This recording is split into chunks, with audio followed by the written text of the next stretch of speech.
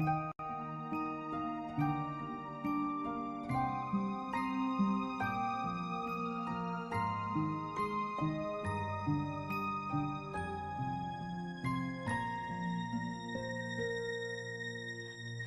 been searching for the miracle all around the world.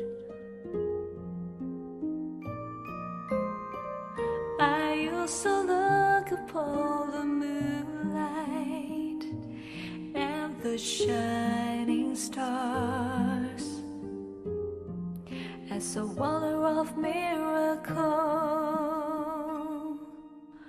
One day I gave up on searching, so I closed my eyes and still my mind. I finally found the greatest miracle inside of me and everyone.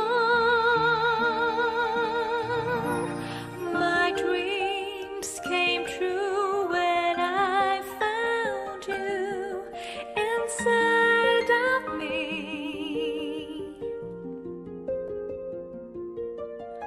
Just close your eyes and you will find another you shadowing inside and shining. The wonder of the world, it's in you.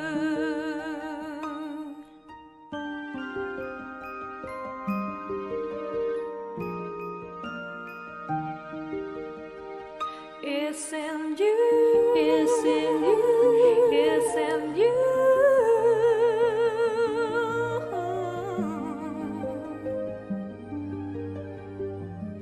It's in you.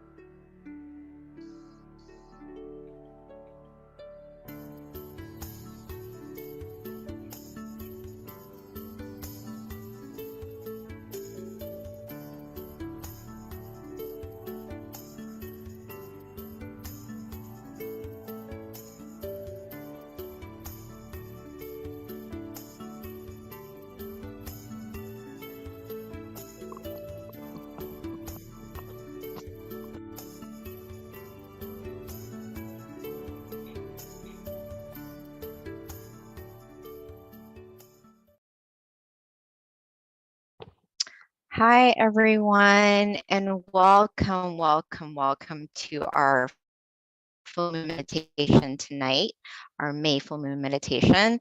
The theme today is Wesak Day, which is a day of inner peace. So I found a quote that I felt was very appropriate, not only to honor the Buddha being our ultimate teacher, but all of our teachers, because this definitely is a representation of all good teachers. And the quote is, "A good teacher is like a candle. It consumes itself to light the way for others." So I feel like that's very appropriate, and that's definitely in honor of all of our teachers. So that's a quote of the day.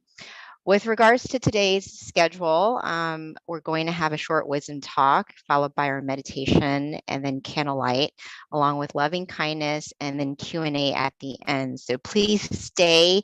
Our Q&A is actually one of my favorite with regards to our full moon meditation. I learned so much.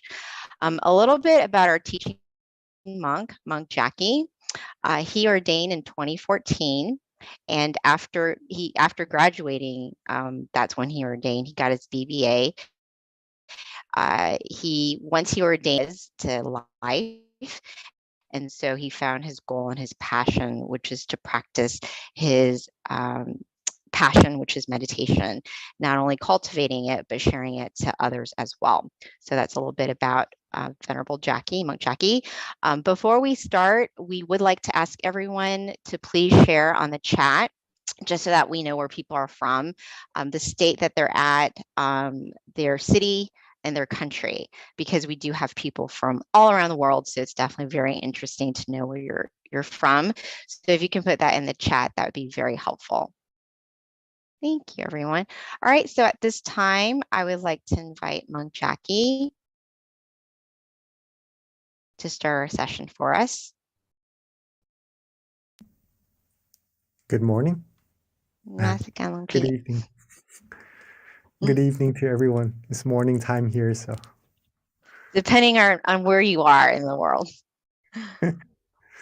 Yes. So I'm thinking maybe other people from other places around the world are joining also. So good morning, good afternoon, and good evening to everyone, right?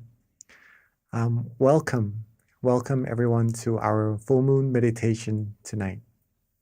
Okay.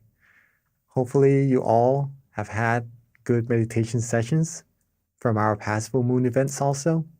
And hopefully this one will be a great one for you all as well. Okay.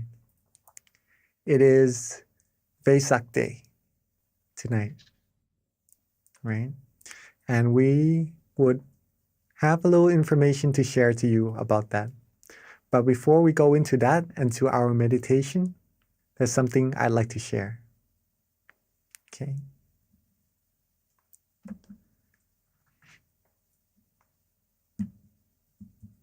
Relaxation is universal. Would you all agree with me on that? Everyone in the world can relax, right? Okay, so that's that. If relaxation is universal, and meditation is actually the same thing as relaxation, okay? They are the same thing. That means meditation is universal as well, okay? Hope you all agree with me on that, all right? Okay, now let's keep this in mind for a second, that meditation is universal, just like relaxation. It's just a feeling, it's just a practice, okay? Everyone on earth can do it, right? We can do it. We have been doing it for many times already as well, I believe. And for those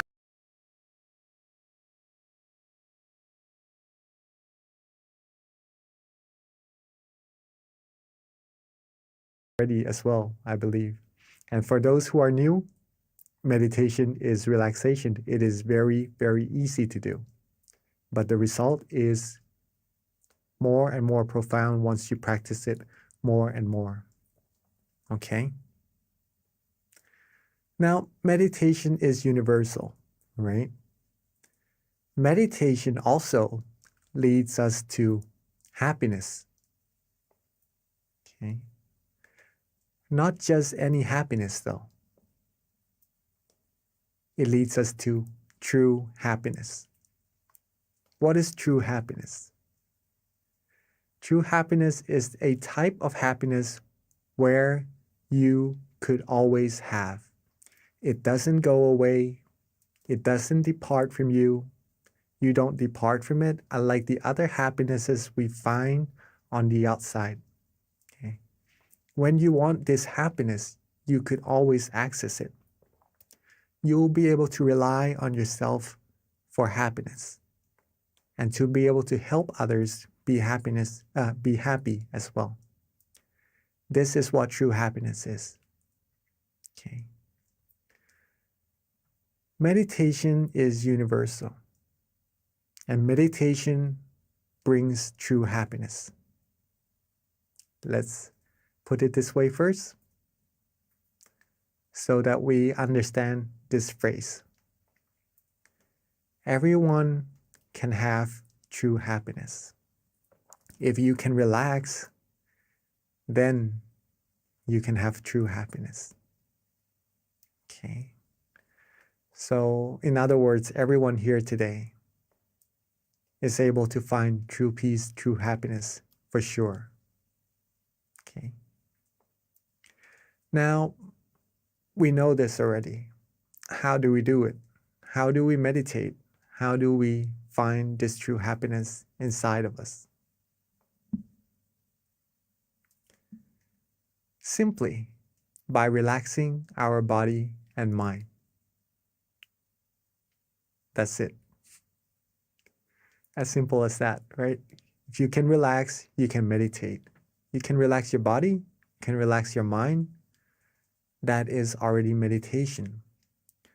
Thus, this word, relaxation, or feeling comfortable, feeling good, feeling calm, is very, very important in meditation and for everyone as well. We may feel relaxed from time to time. We may feel good when we are sitting in a comfortable chair before we go to bed.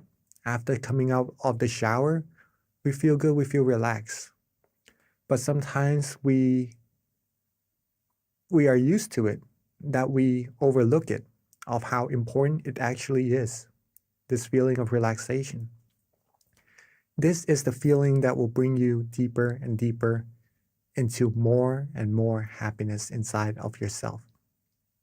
Okay, so let's take a look at how it does that a little bit more.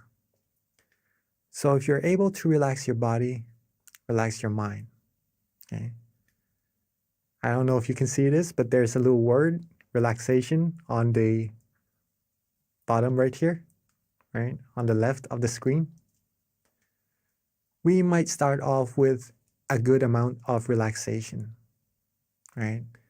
That we feel, okay, this is our relaxation right now. I'm feeling good. I'm feeling calm. That's good. If we keep that feeling going, if we keep being relaxed more and more, be with that relaxation, it will grow. It will become a little bit bigger. Okay. And then when we keep being more and more relaxed, more and more calm, keep going, it becomes a little bit bigger. Okay. And I guess you all know what's going to happen next. If we keep being more and more relaxed, be with that relaxation, it's going to get even bigger and becomes even bigger until it becomes very, very big. I literally expanded the word relaxation so that the white part is all that we can see right now. So it eliminates all the other undesirable feelings away. And all there is left inside of our mind would be the feeling of relaxation. Okay? It becomes so big that this relaxation becomes peace. It becomes serenity in our mind. Nothing else can come in. No negative feelings, no negative energy could penetrate. It becomes true happiness. Okay. This is the power of relaxation. This is the power of meditation. Okay. Now we know how to meditate, right? Not that difficult. And if we practice together more and more, we would find true peace little by little until reaching the very utmost of it. Nothing can penetrate, and that's the ultimate goal of meditation. Okay. Now this was discovered. This technique was discovered a long, long time ago. It doesn't just happen. It didn't just happen recently. Okay. It was discovered actually on a full moon day. The same type of day, the same type of night that we are meditating together right now. Interesting enough, it is on the 6th lunar month also, which is tonight, right? The 6th lunar month. This full moon day, over 2,600 years ago, actually, was when it was discovered, this knowledge. It is a day called Vesak Day. Vesak Day. Okay. On this day, just for information for all of us also, when true happiness was discovered, when a person like us, right? A person was able to discover true happiness inside. It is actually on the same day that this person was born, discovered this true peace, true happiness inside, and passed away, right? It's on the same day, but on a different year, just so you know. Okay. And this person, we all know who this person is already, actually, from seeing the picture, right? Is the Lord Buddha.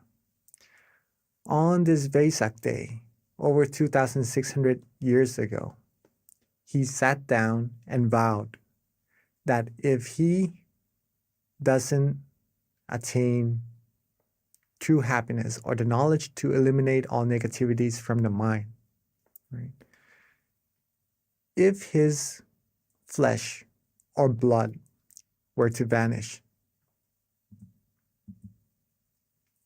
if his flesh and blood were to vanish and all there's left is his skin, his tendons, and his bones, he would not quit until he reaches true happiness, until he was able to eliminate all negativities from the mind. And so he did. And he passed the knowledge down to many, many people, and so they did also. Okay. Until generations after generations, reaching us here in the present day. We too can find this true happiness by just relaxing, by just meditating. Now, along his years of teaching, there is this one phrase that he said, Nati Santi Parang Sukham. It is in Bali, right? An old language. It means there is no happiness greater than the peace of mind. So for everyone here, if you are seeking happiness, are you all looking for happiness? Do you all want to be happy? All beings do seek happiness, and that's pretty much what we aim for, what our goals in life will bring us. It brings us success, and that success, it's what will fulfill us, give us happiness, right? So all of us seek happiness. I'm sure no one would want to be sad or to feel bad or anything, right? We all want happiness. And if we want the greatest of happiness, it is where the peace of mind is. Okay.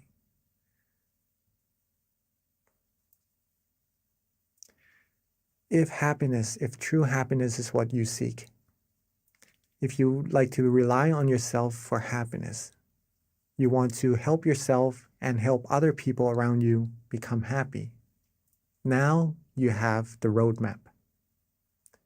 Now you have the roadmap. You know where your destination is, right? You know where your destination is. You have the compass, you have the tools, which is meditation. And how to get there is just to be relaxed. Keep being relaxed more and more until we reach our destination. We have all the necessities we need to go further and further through this path of happiness. Now, there is still one factor that has to be taken into account for us all to reach our destination. That factor, can anyone guess?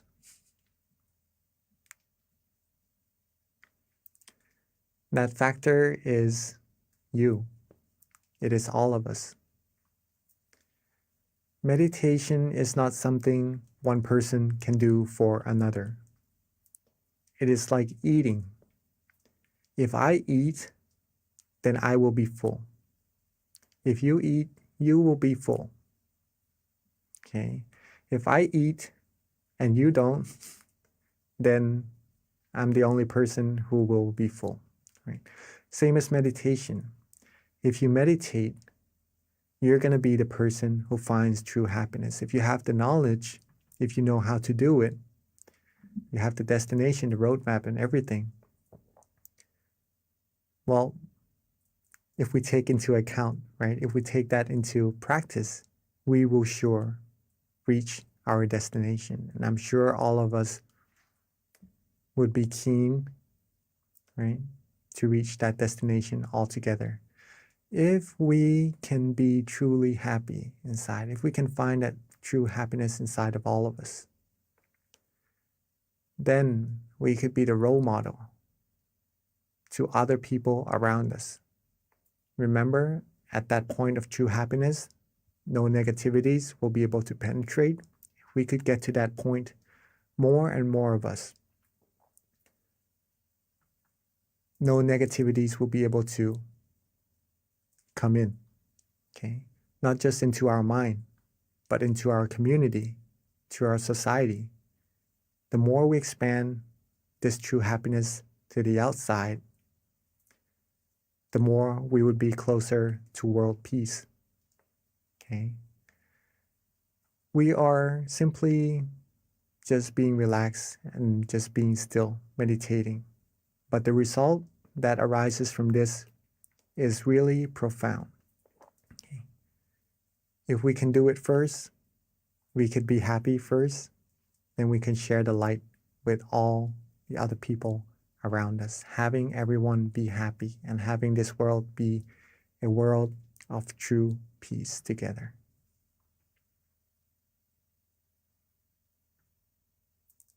All right. Hopefully that was interesting enough of how meditation just being something that is maybe a little bit overlooked, right? Just being relaxed. But by being relaxed more and more, it becomes something very big and profound. So I think it is a good time for us to actually take this into practice together. Okay. So when we are all ready, before we meditate, make sure you're comfortable. Make sure your body is relaxed as well, right? Because that's what we need for our meditation. So let's get ourselves adjusted, our body adjusted, so that we feel good in our meditation together for a few moments.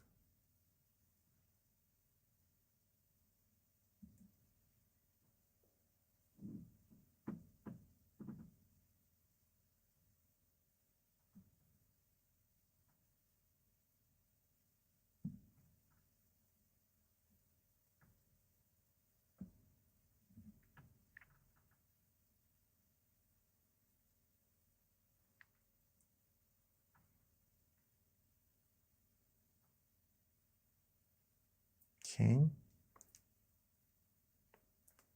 So before we start our meditation together, let's check our body, see if we are comfortable in this position already. And when we are ready, let's softly and gently close our eyes.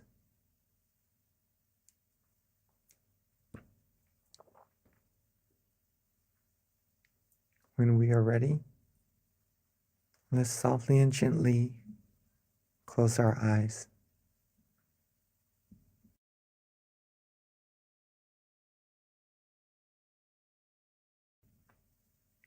Take our time. There's no need to rush at all.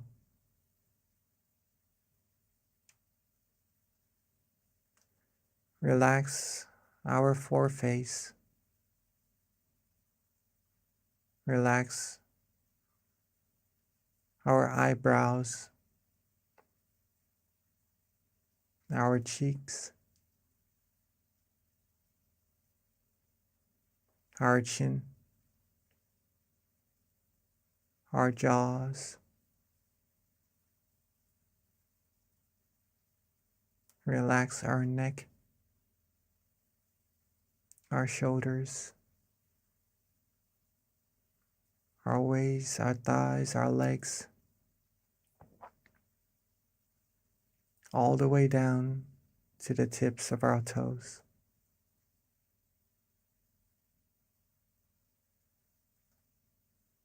Let's take this moment together to relax every part of our body. Take our time so that we feel good for ourselves. Rest every part of our body. Make sure that there is no tension at all in our meditation.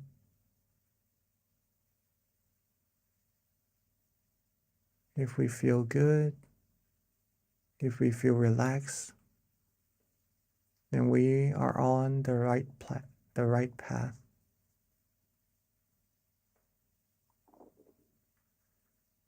Let's keep this feeling going.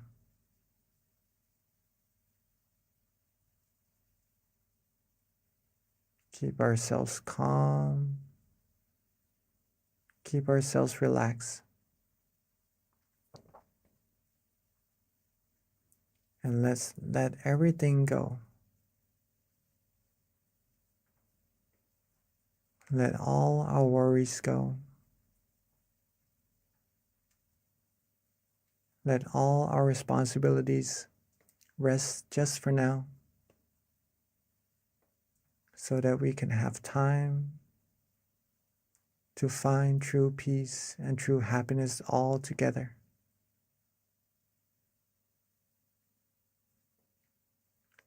If we are relaxed in both our body and mind right now, if we feel good in our meditation right now, keep that feeling. Keep that feeling flowing. Keep that feeling alive. Just like our heart that is beating.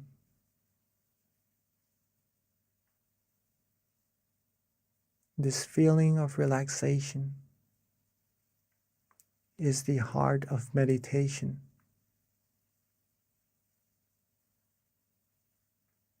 So as long as we feel good,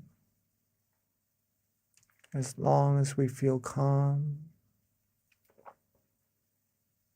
as long as we feel relaxed in our meditation, then the heart of our meditation is beating. And we are being alive on the outside and on the inside.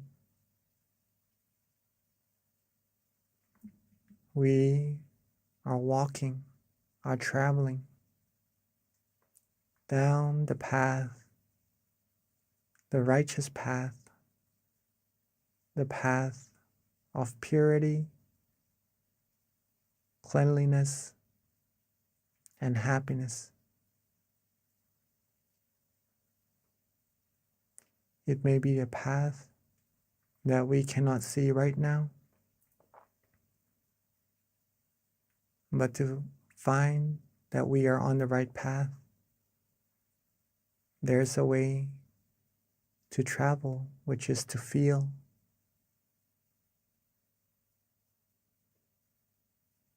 To feel calm, to feel relaxed, to feel restful. And that's how we know we are traveling on the right path, in the right direction,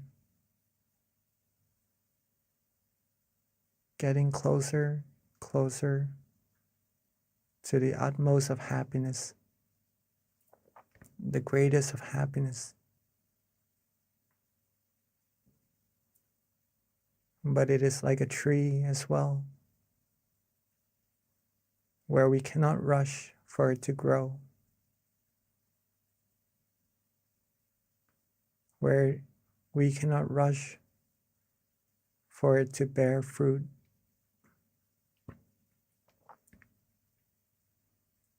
So being calm, being patient,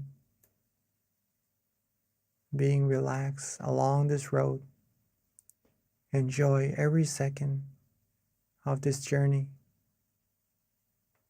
is what will take us to our destination.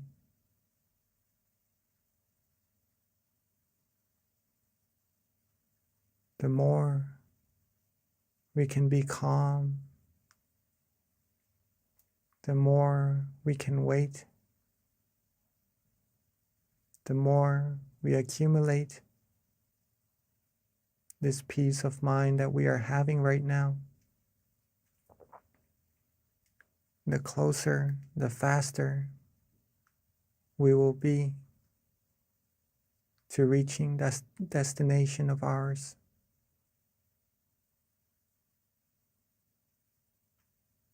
So let's keep ourselves calm. Let's keep our body relaxed. Let's keep our mind relaxed.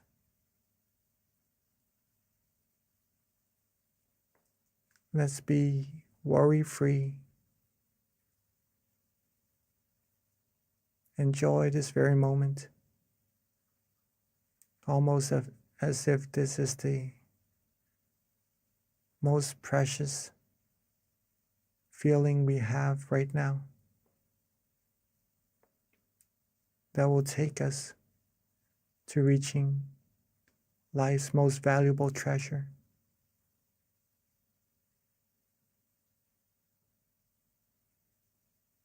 Keep our body relaxed.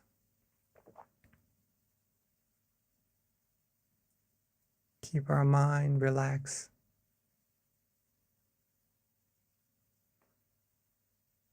Soon the brightness, the feeling of brightness will shine. We will find that from closing our eyes and all that we can see is darkness, it will start to slowly dissipate, and gradually we will feel lighter, brighter.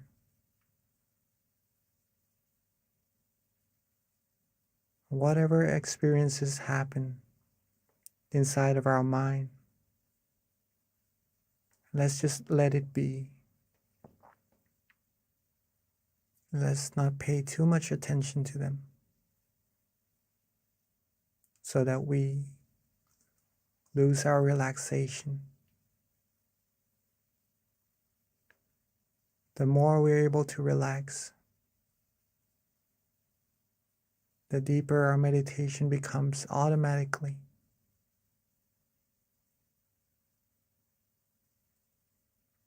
This is our vehicle. This is our tool.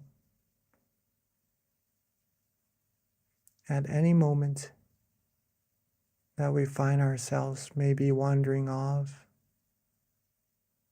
thinking of other things and losing our concentration with our relaxation inside, feel free to reset. We could always let those wandering thoughts go and restart our meditation. Come back to feeling relaxed again in our body and our mind. We'll be right on the road once more, going deeper and deeper into our meditation.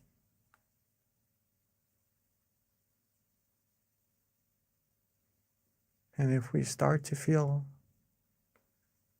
some tension in our meditation, we could also reset by softly and gently letting those tension go.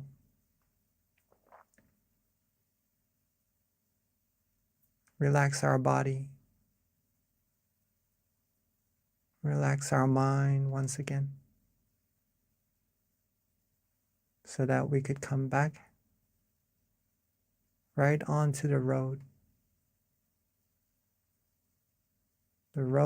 that leads us to further and further relaxation.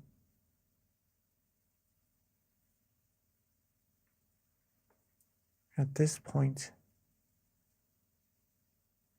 if you're feeling calm, you're feeling relaxed, then you are already accumulating a good amount of positive energy inside of your minds. All there's left to do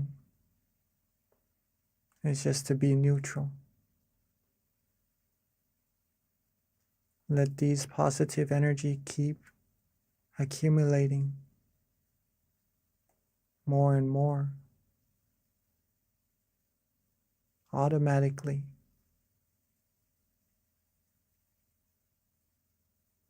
All the wondrous things, all the good things are being bestowed to us right now, just by relaxing, releasing, letting go, whether if we know it or not. You're a being, you are receiving a great amount of positivities. So let's keep ourselves calm, keep ourselves relaxed. Keep receiving these positivities to our lives, to our mind, and to later share with everyone else in the world. Let's keep these things going. And let's relax, enjoy our meditation together in silence for this time being.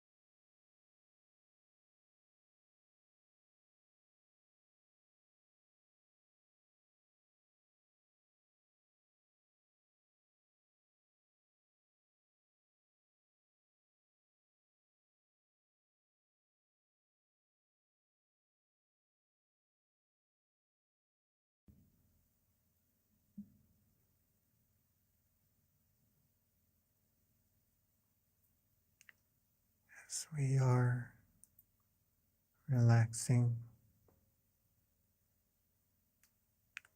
as we are letting go, feeling our relaxation, feeling our body resting,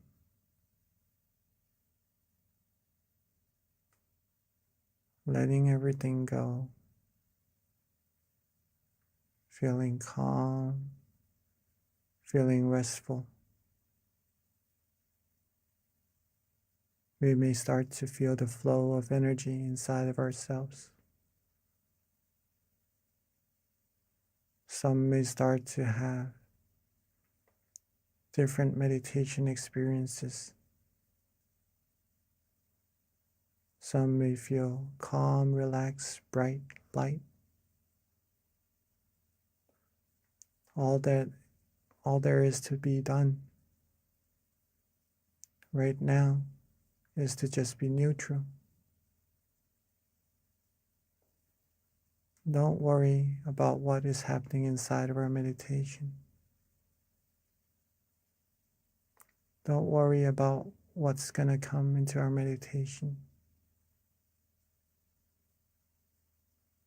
Don't worry about what is passing in our meditation. As a matter of fact, there is no need to worry about anything at all. Just to be with this moment, with this feeling of relaxation, is what is all that we have to do.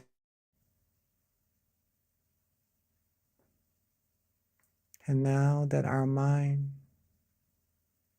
is well abundance of brightness, of happiness, of purity, while being bright and shining on the inside, let us represent this brightness in our mind as a candlelight on the outside by lighting our candles all together. So at this moment, while being calm,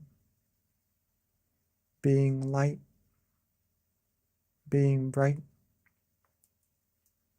let's maintain that feeling and let's all together light our candles at this moment.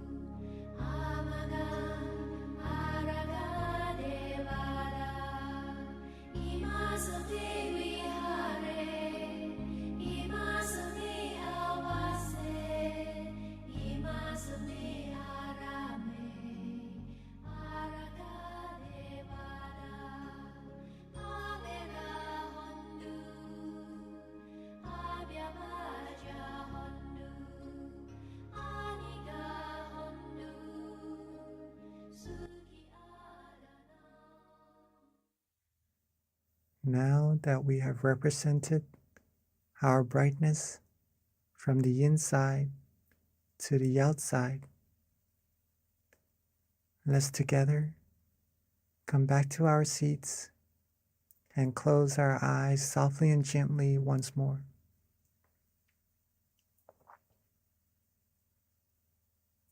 Let's relax our eyes, our body, every part of our body, from the top of our head down to the bottoms of our feet. Let's take our time. There's no need to rush. Get back into that feeling of relaxation we had earlier. That feeling of brightness. That light feeling. That calm and comfortable feeling we have inside of us.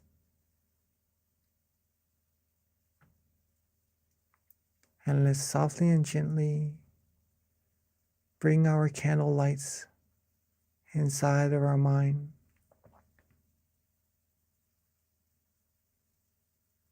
Let's softly and gently bring our candle lights inside of our mind where we feel calm and comfortable. Anywhere. And at that point, at that place where we feel good, we feel bright, we feel the candlelight shining. Let's also recall all of our accumulated positivities from our practice of generosity, our accumulation of moral disciplines, and from our meditation, gathering positive energy. Let all of these good energy come together along with the brightness of the candlelight into a clean, clear crystal sphere, bright and shining.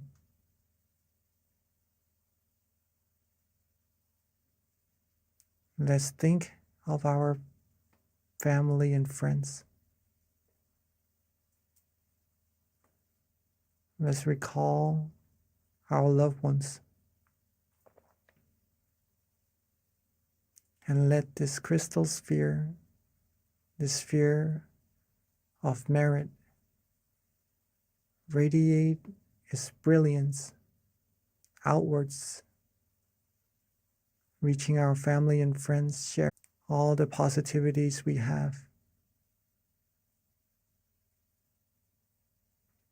Wishing for our family and friends to always be happy, be safe,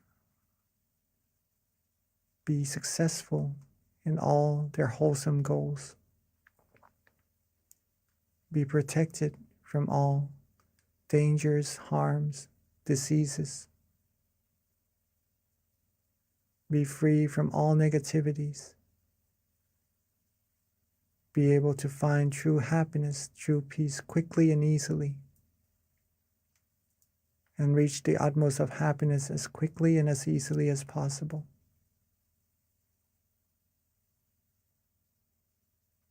And let's share our brightness, the brilliance of our mind, outwards even further.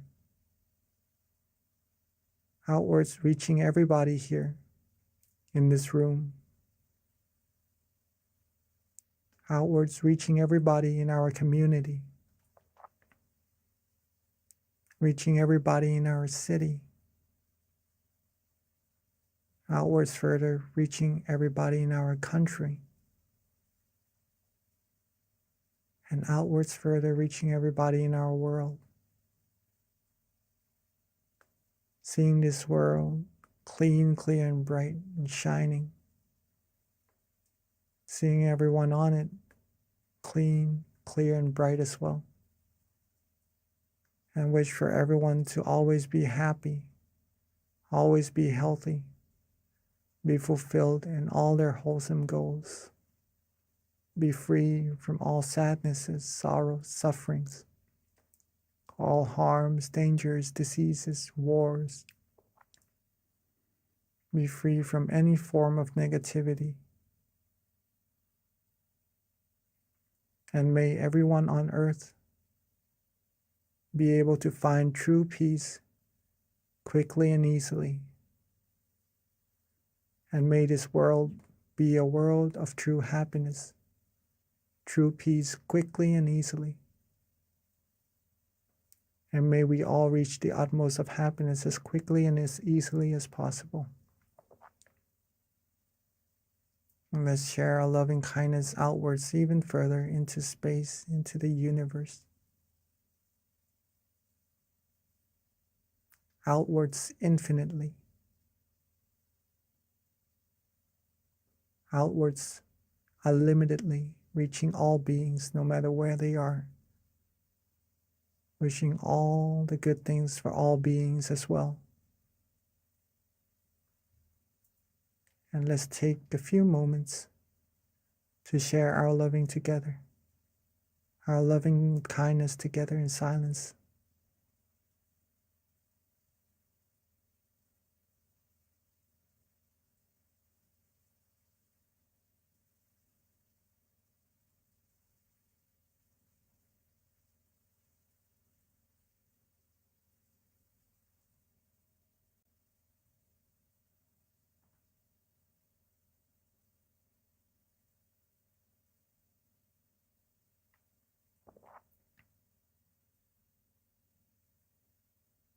Now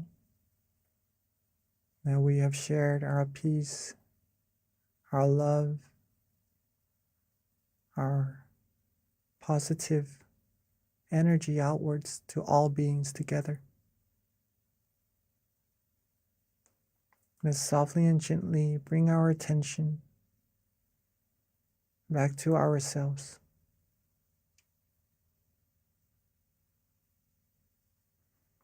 Let's softly and gently bring our attention back to ourselves, to where we feel calm, to where we feel good, feel comfortable. And at that point, with all our accumulated merit, let's wish for ourselves to always be happy, to always be healthy, always be happy, always be wealthy, free from diseases, harms, dangers, free from all worries, all negativities, free from anything that will be able to harm us. And when we meditate, may we be able to still our mind quickly and easily. May we reach true happiness quickly and easily.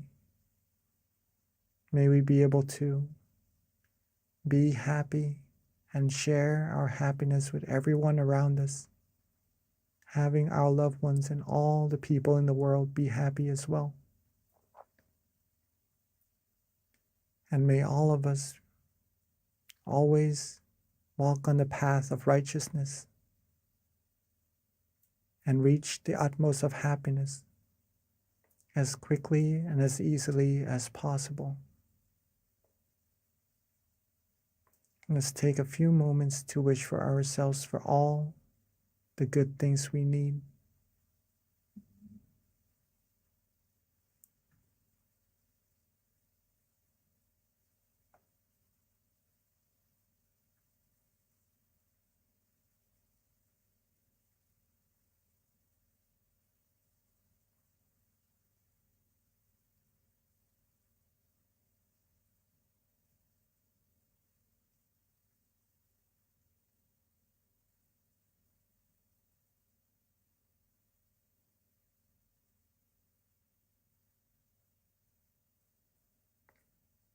Now that we are coming towards the end of our meditation together, let's recall ourselves being calm, being relaxed, Let's recall that feeling of relaxation we have in our meditation. And let's recall how important this feeling actually is, and that it will grow into a big tree bearing us the fruit of true happiness one day. Let's keep this feeling together with us as much as possible, as often as possible. And then when we are ready, we can softly and gently open our eyes. When we are ready, we could softly and gently open our eyes. Sapphe Buddha Palapata Pajeka Nanjayang Palang Arahanta Nanjate Shena Rakhang Pantami Sapaso Sapabuddha Nupavena Sapathamma Nupavena Sapasangha Nupavena Sathasoti Bhavantu Te.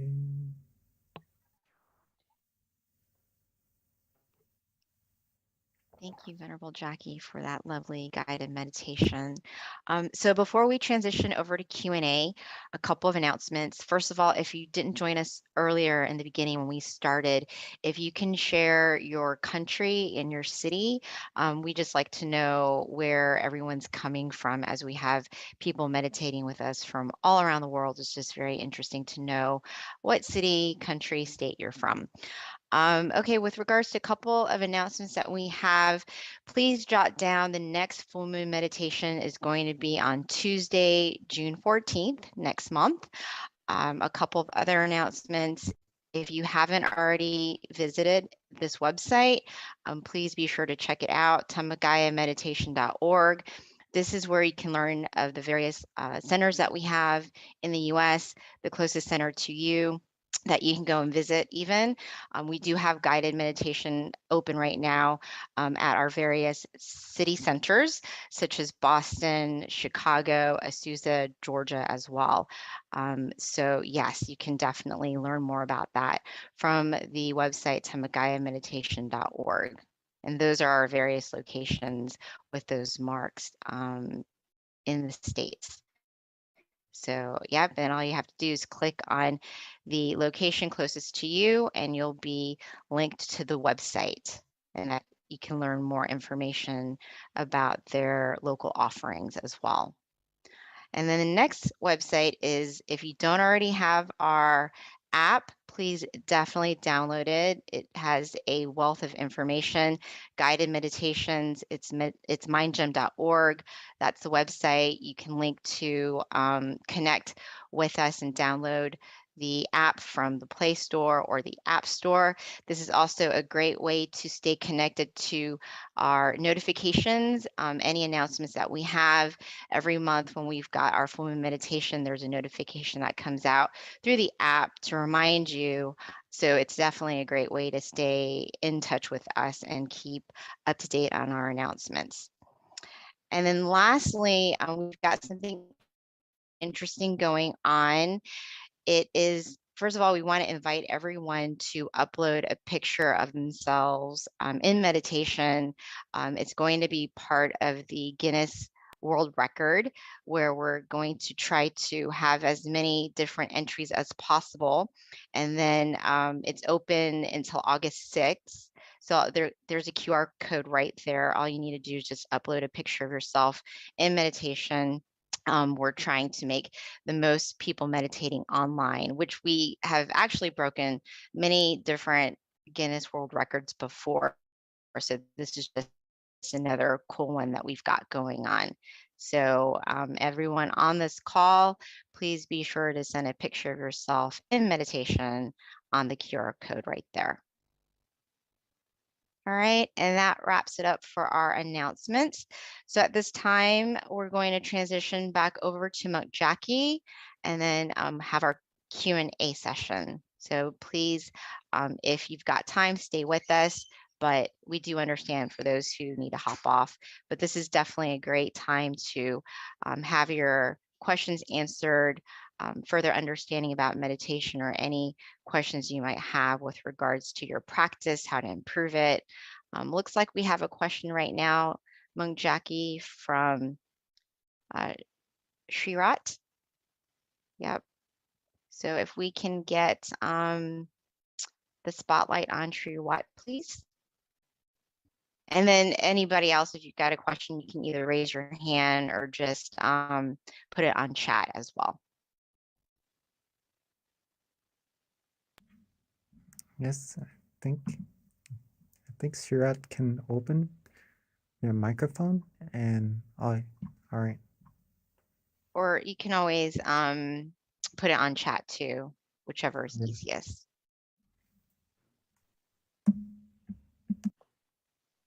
So Venerable, while we're waiting for Shriwat to ask the question or get on spotlight, I do have something that happened to me just as early as today that I think might be interesting to find out what your advice is, or other people might benefit from it too. But yesterday in meditation, I meditate every day, and when I was meditating, I felt very calm and peaceful, and like I was floating, which was really cool because I hear that this is kind of a typical experience in meditation. But then today, when I meditated earlier, I felt like a heavy rock, like a rock. And it was weird because in my meditation, I felt like the rock was round and was like right on my lap. So I don't know if that's, an experience that's typical, or if that's just me overthinking. So I wanted to get your input on that. Does it feel heavy, or does it Yeah, feel light? the rock Feels felt heavy today. Yesterday felt very light and floating, and today it was like a rock on my lap. right? And I was like, this is new. Okay. I think That that is was kind of odd. actually quite normal in meditation.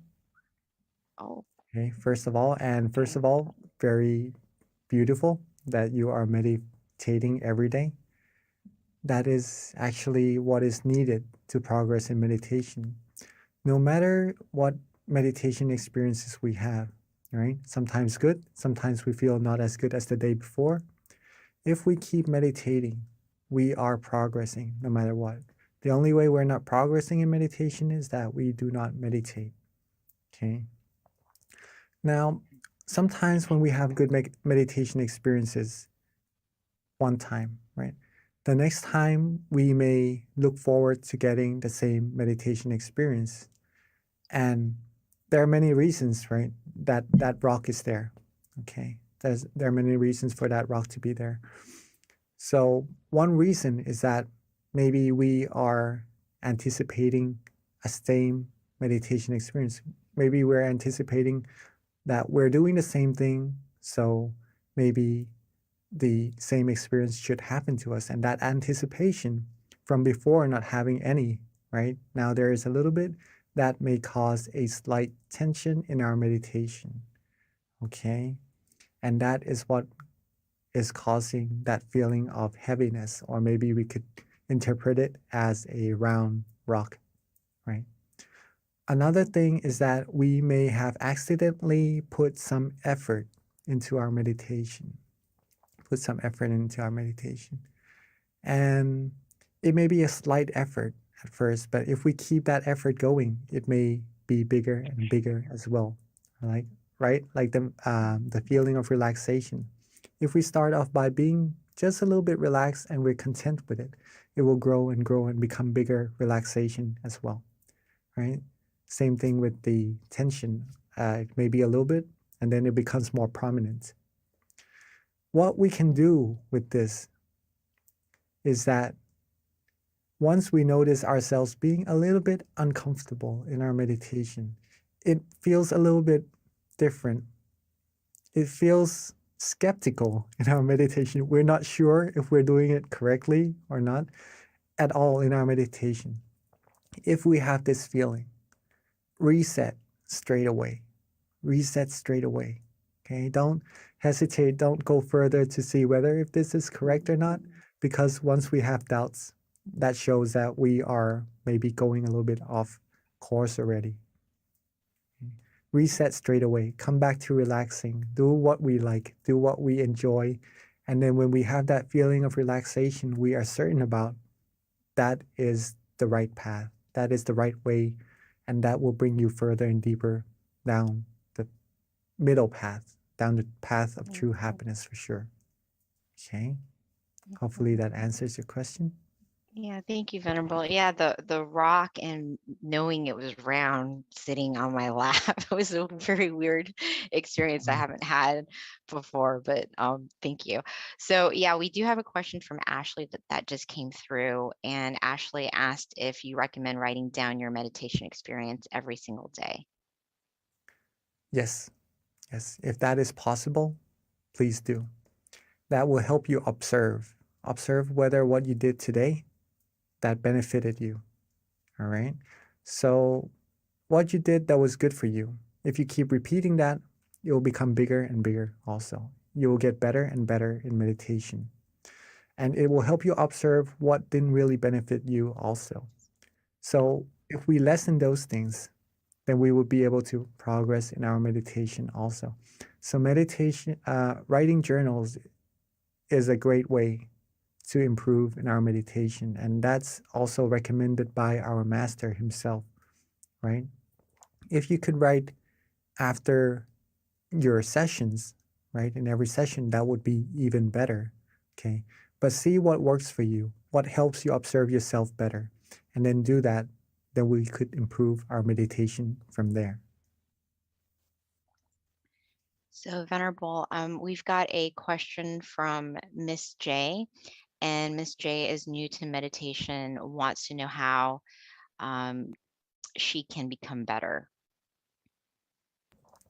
To become better in meditation is very easy, but it takes consistency, pretty much that. Meditation is very, very, very easy, right? We're just relaxing and just keeping that feeling with us. Sometimes we have tension, sometimes we have some experiences that we are not certain whether we're on the right path or not. And sometimes we are sure that we are on the right path, okay? Whatever happens in our meditation, accumulate more of those feelings that you like. Okay, this is how we improve. When we are certain that we enjoy meditation, that feeling, that relaxation, accumulate more of that.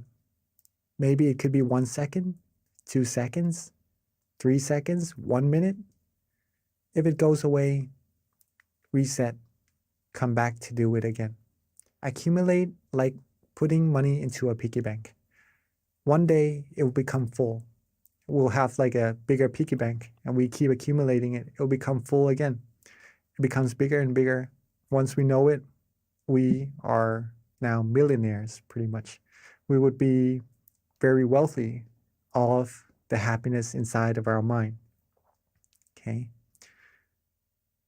Consistency, repetition, be relaxed often. That's how you're going to improve in your meditation. Thank you, Venerable. So we've got a question from Deb, and her question is, first of all, she had a beautiful meditation experience and it felt very peaceful, but she wants to know how she can do this as a daily activity where she's able to keep calm and have that peaceful feeling consistently. I actually have something that I can share with you about this. Let me just try to find it. All right, so to be able to have this feeling with you more often until it becomes part of you. Same thing with what Ashley asked, right? Or Miss J, right? Miss J asked, how to improve meditation. Oh, just a second. I'm on airplane mode right now. Uh-oh. Okay. So it's pretty much almost the same thing. But just for you to see as well. Just a second. right? We have the three things for us to improve now, which is consistency, repetition,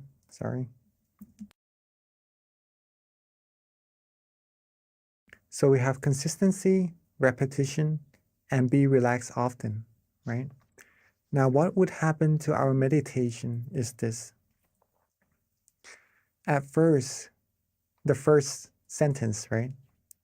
When we start practicing meditation, we would have the question of what is relaxation, or we aren't certain what relaxation is. But the more we practice, the more we will be certain that this feeling in our meditation is surely relaxation. Okay? And the more we practice, the more repetition we put into meditation, the more times we become relaxed. Then we become familiar with that feeling of relaxation inside of us, right? It keeps growing and growing. And then at one point in your meditation, instead of trying to be relaxed, practicing relaxation, it will become so easy that it automatically wants to be with you. Right? Your mind wants to be relaxed automatically. When you eat, when you sleep, you just want to be with that feeling without trying to want to be there. It becomes automatic, it becomes natural. It becomes like breathing, right? You don't have to try to breathe. You just breathe normally. It becomes like that. And the way for this to happen is that we have time to meditate in our days. We have to schedule time for it.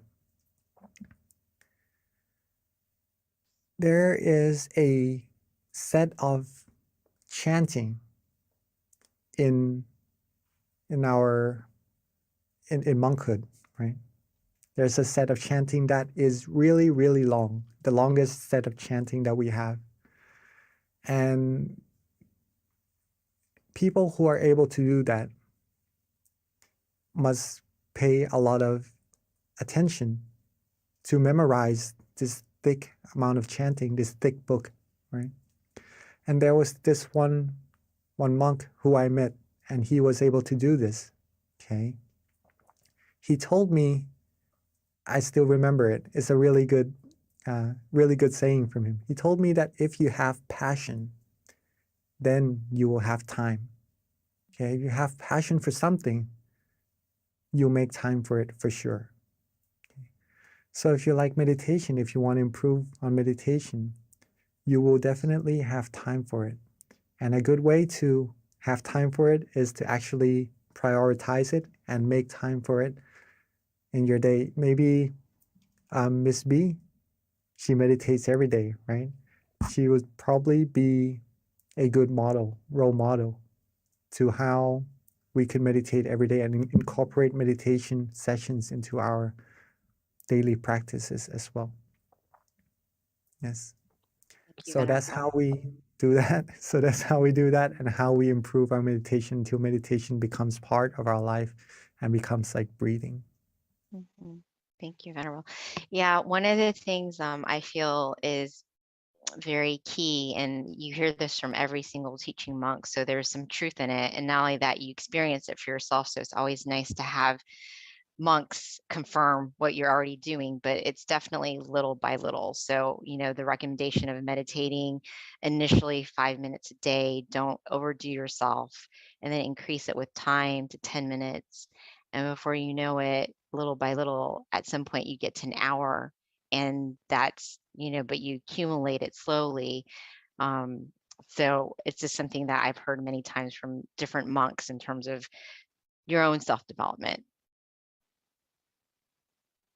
as well. So Venerable, we've had several questions kind of trickle in. The next question is from Casey, and she wants to know if it's normal that your body feels cold after you meditate for a while. Usually we will feel calm and comfortable. Unless the room is cold, then you maybe feel a little bit cold after the meditation, right? If you have come from a hot place and you meditate and you feel cooler, right? Then that The physical part of meditation pretty much deals with the outside factors, right? But if you feel cool in your meditation from inside, that is part of the meditation experiences that we would have when we are able to relax ourselves, right? So if you feel cool from the inside from meditation, that shows that you are practicing correctly already, right? It is a coolness that doesn't make you feel cold, right? It is a different kind of coolness on the outside. This type of coolness is like a warm feeling at the same time as well. You feel secure, you feel good, you feel fresh, like a good fresh air that we breathe in the morning, right? It's that type of coolness. So if you feel that, then you are practicing very well. But maybe the coolness from the outside, the physical body, it could be due to the outside factors, if that is so. Got it. So, Venerable, next question is from Charlene David. And the question is it okay to meditate lying down as opposed to sitting? Yes, we can meditate actually in every position, right? It's just relaxing. But when we lie down, we usually tend to be more relaxed, right? And then we usually fall asleep after. So we do need some awareness in our meditation with our relaxation as well. That's why we sit, right? Because sitting is a good way to relax and also have awareness at the same time. If we lay down and we could be aware and relax, then you are meditating. But if you're starting to lose some relaxation, then we are, when you're starting to lose some awareness, then all we have left is just relaxation. And then that's almost like meditating, but we're not actually meditating at that moment, just to share that with you. Relaxing must go together with being aware also for meditation experiences to happen. Okay. But just to answer your question, whether you can or not, yes, you can. You can meditate before going to bed so you can have better sleep. Okay. But if you want good sessions, good awareness, good relaxation, good meditation experiences in your sessions, then sitting down, being quiet, closing our eyes, isolating ourselves from all the distractions would be of a recommendation. Okay. Hopefully that answers your question. Thank you, Venerable. Another question that came, and this kind of ties into something you were saying with the question you just answered, but it's from Annie, and her question is, what exactly is relaxing when it comes to meditation? So for her, she says that she keeps thinking that while she's meditating, she's supposed to focus. So if she's focusing, then how do you relax too on top of that? It seems like is her confusion. Focusing is good, but you need to have relaxation as well, or else it will be focus and no relaxation at all. If we have no relaxation, it is hard for the mind to become still. And the reason why we want to be relaxed in our meditation is that we want our mind to become still. When the mind becomes still, that's when our mind will travel inside and reach deeper and deeper happiness inside of us. Okay? If we focus and there is no relaxation, we would start to have some tension in our meditation. And that tension doesn't let us meditate for a very long time. Sometimes it would give some people some aches around the eyes or maybe some headaches even, and it halts those from progressing further in their meditation, pretty much that. So balancing between focus or awareness or attention. Okay, same thing, pretty much. With relaxation is what we need to do in our meditation. This is also known as the middle way, the middle way. Not to focus, not too tense, right? And not to be too relaxed, not to be too loose. Not too tense, not too loose. That's the middle path. That's the path that leads you to true happiness. Thank you, Venerable. So last question is from Kitty. And I guess her question is along the lines of the same thing with regards to being more familiar with relaxation until your body becomes like the body of relaxation. Yes, I think I understand this. Okay, so let me try to explain. Be familiar with relaxation until your body becomes the body of relaxation. Maybe in your words, you may mean the body of Dhamma or something like that. If that is so, that is the path. Yes, until your body becomes the body of relaxation. The more we can be relaxed and focused, right, have awareness, in balance, the more our mind will become still. When we are more used to that, the less our mind will want to travel from this point of relaxation. It just wants to be there, right? It's familiar with that point. And it travels further, further, further until reaching a certain meditation experience. Let's put it that way. Okay. And then when we are used to being at that point, then we would be used to being with that body of relaxation. Let's just put it that way first, right? And then we become the body of relaxation. So, yes, I would have to say yes. Okay, thank you, Venerable. So it is a little past 10:30. So at this time, there are no other further questions. So let us all pay respect to our teaching monk by just putting our hands together as he gives us a blessing. And don't forget our next month full moon meditation, Tuesday, June 14th. Thank you. Namaste Kalon Pete.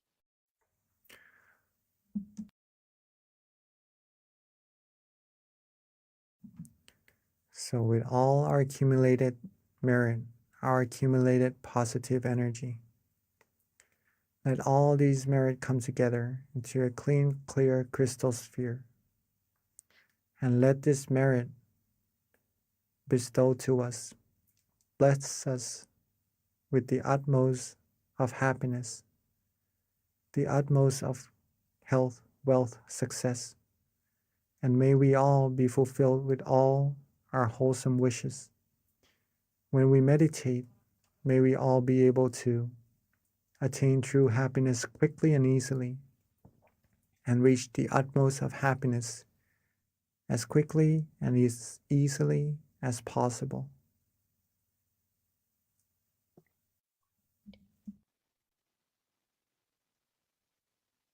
Thank you, Venerable Jackie. Thank you, everyone, for attending our May full moon meditation, and we'll see you again next month.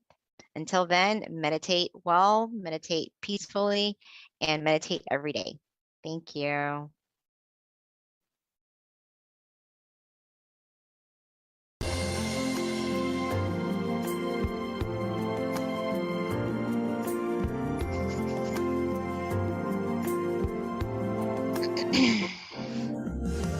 Let's come together to open the new whatever to eliminate all conflicts and differences. It's time for everyone to join hand in hand.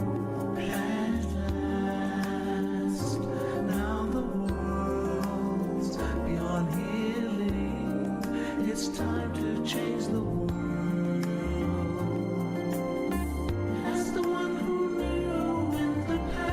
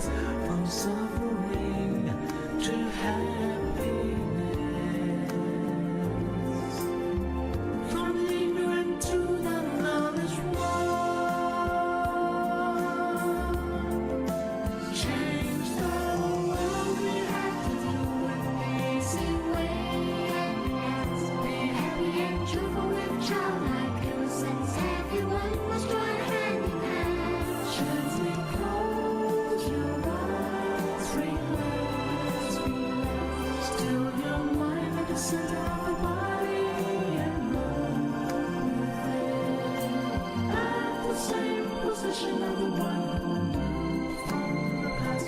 Change the world from the era of darkness to the era of light. From the old era to this new era, the world will be like heaven on earth. No classes in society.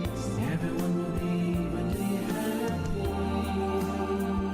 We'll speak the same heavenly language. We come as one with smiles of love. We'll be kind, the world will change. The world will change. Let's come together to change the world. Let's come together to change the world.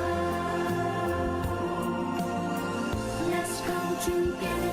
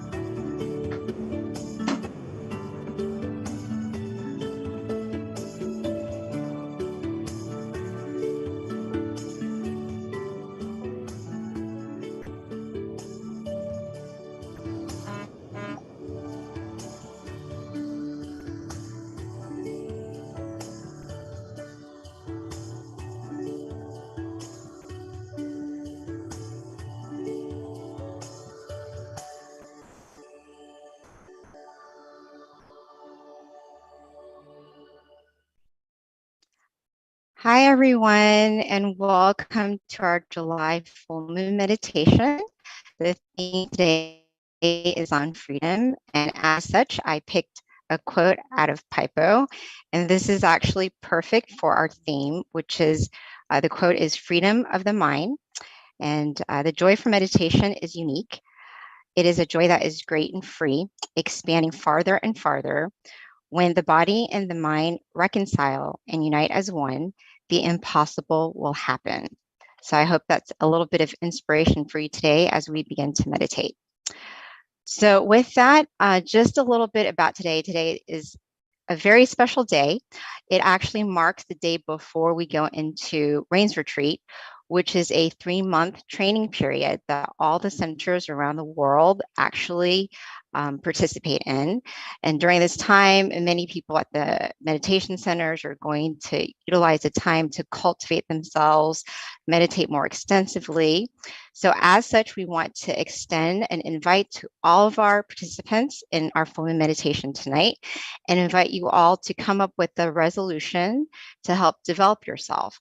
So it can be something as easy as working on a habit that you want to improve on, such as maybe if you sleep late in the morning, like you wake up late, possibly you can train yourself to wake up a little bit early during this 3-month, if that's your resolution that you want to develop. Or if you want to meditate more, say you're meditating 15 minutes a day, twice a day, maybe increase it to 5 extra minutes or 10 to meditate 25 minutes up to 30 minutes. So whatever the resolution is for you, it is something that we would like to extend and invite for you to cultivate yourself. If you have something in mind and you want to go ahead and share it with us so that you feel a little bit more accountable for your resolution, then feel free to do so. All right. So with that, just a little bit about our teaching monk, Monk Jackie. He is a Buddhist monk. He ordained in 2014 after graduating college, with his passion being to cultivate himself through daily practice of meditation and sharing this knowledge with all of his students. So at this time, let me introduce Monk Jackie.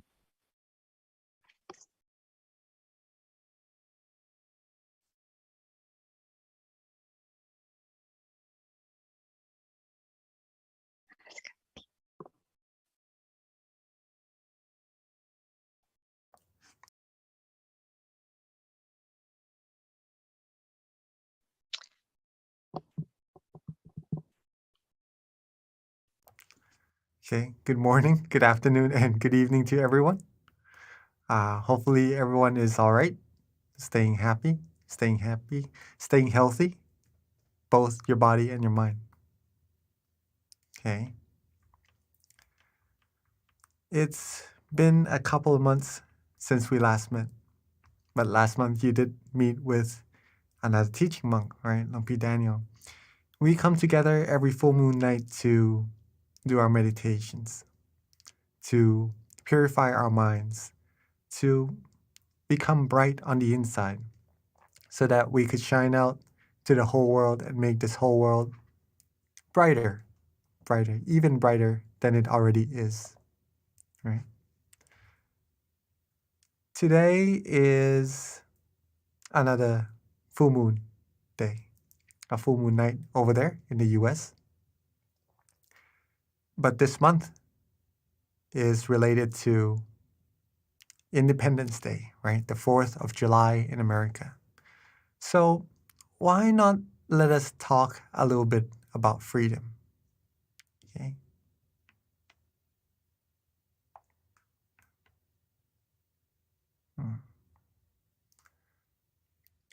Now, let's start with this quote. Okay. A mind that is still and refined will feel delightful. Notice that the feeling won't really be attached to anything. Okay. This is a quote from our master, Longpa Tamashio. What this shows is that when your mind becomes still, you will feel happy, right? You will feel delightful. And at that state of mind, you won't really feel of thinking about anything else. Okay. You will be at the moment, at the present moment, unattached to anything. And that is true freedom. Let me elaborate on that a little bit. Give me a second.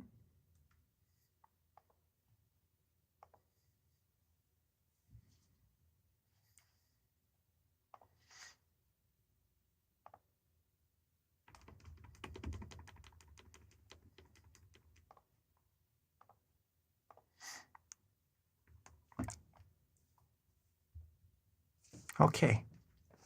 Sorry about that. Now, when we're talking about freedom, why do we usually want to be free? Okay. Most people around the world, I'm sure most of us, or maybe all of us, would agree that we all like to have freedom. Okay. Maybe some people around the world may not like freedom, I'm not sure, but I'm sure most of us around the world likes to be free. What's the reason for that? Well, it is because freedom brings us happiness. Is that right? We would be able to do whatever we want, do whatever we feel we like, and that would bring us happiness. We would be able to be our own selves, right? This was once what I thought about freedom before I found out the true freedom, okay, just to share with all of us. One of my goals in life when I was studying in university was to have my own freedom, right? To be free from having to, well, basically stay at home, to do my own things, to not have to rely on people around me, so that I would be happy, so that I basically could do what I like, right? And that's, I'm sure everyone here likes to do whatever they like.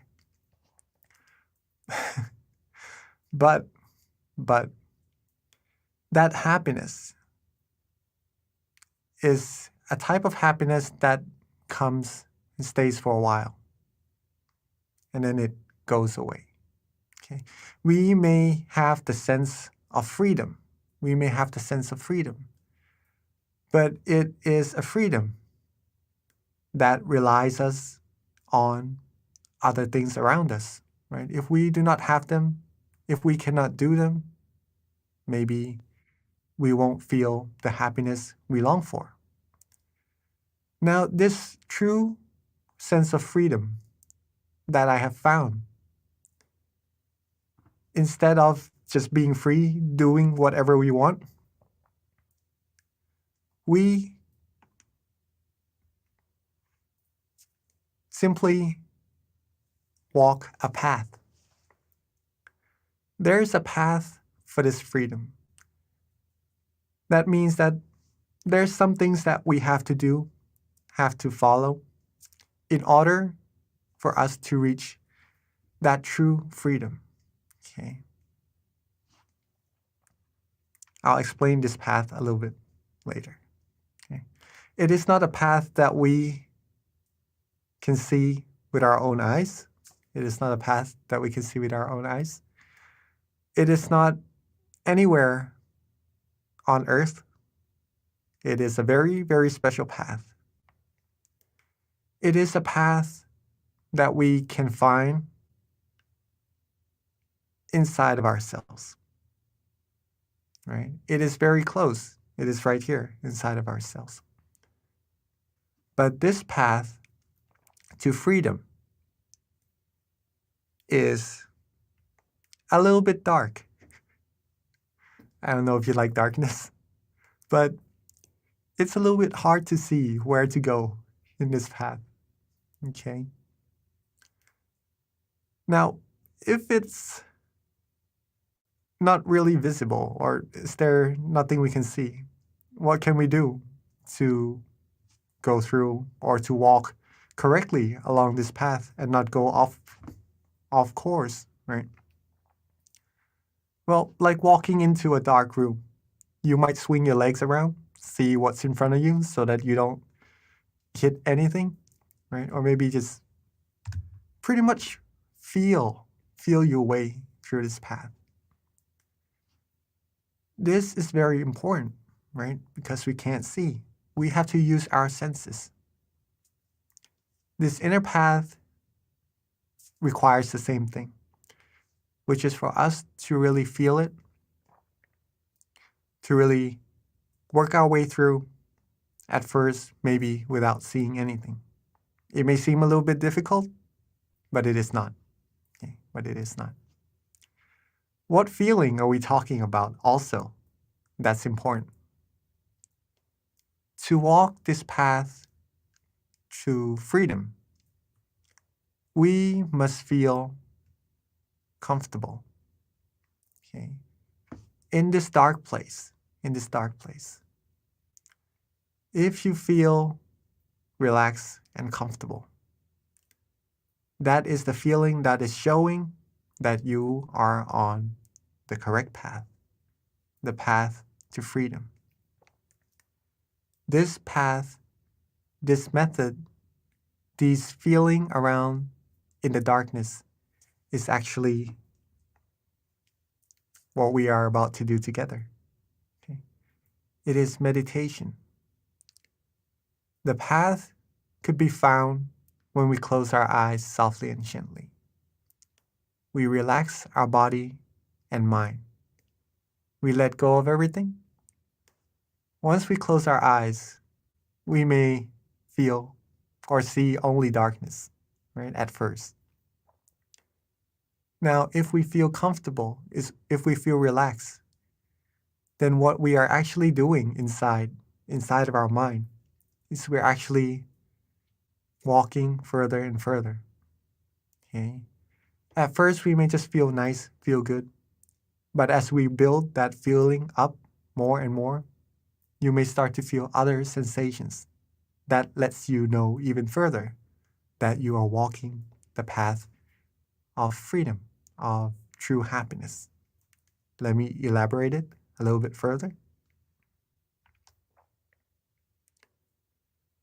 This path of freedom requires the feeling of comfort. Bear that in mind. Now, this feeling of comfort, you should feel it in both your body and your mind. Okay? The body should be relaxed, feel good, feel comfortable. Your sitting position, anything that makes you feel comfortable, that's good. All right? For the mind to be relaxed and comfortable is a mind that lets everything go, that is not attached to anything whatsoever. Right? You heard the word not attached, right? That's a signal of the fundamental level of freedom already. Okay. As you can see, there is a heart behind the word comfortable as well. It has a meaning to it, though. It's not just there for no reason. It's because this feeling, comfort, when you close your eyes, you relax, and you find this feeling. This feeling is the heart of meditation, the heart of meditation. If you're walking in the dark room, right, you gotta use your senses to work your way around. This is the same. If you feel comfortable, then you know you're walking correctly. So if you want to walk further, we must keep the heart of meditation beating.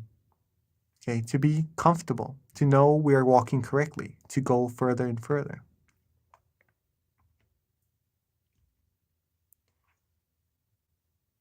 If we feel comfortable at first of body and mind, we might just enjoy the feeling. at that moment.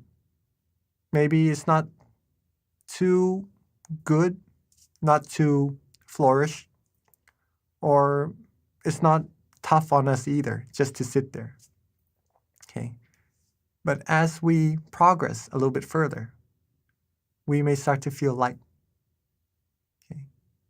This comfortable feeling, we may describe it as being light instead of just normal.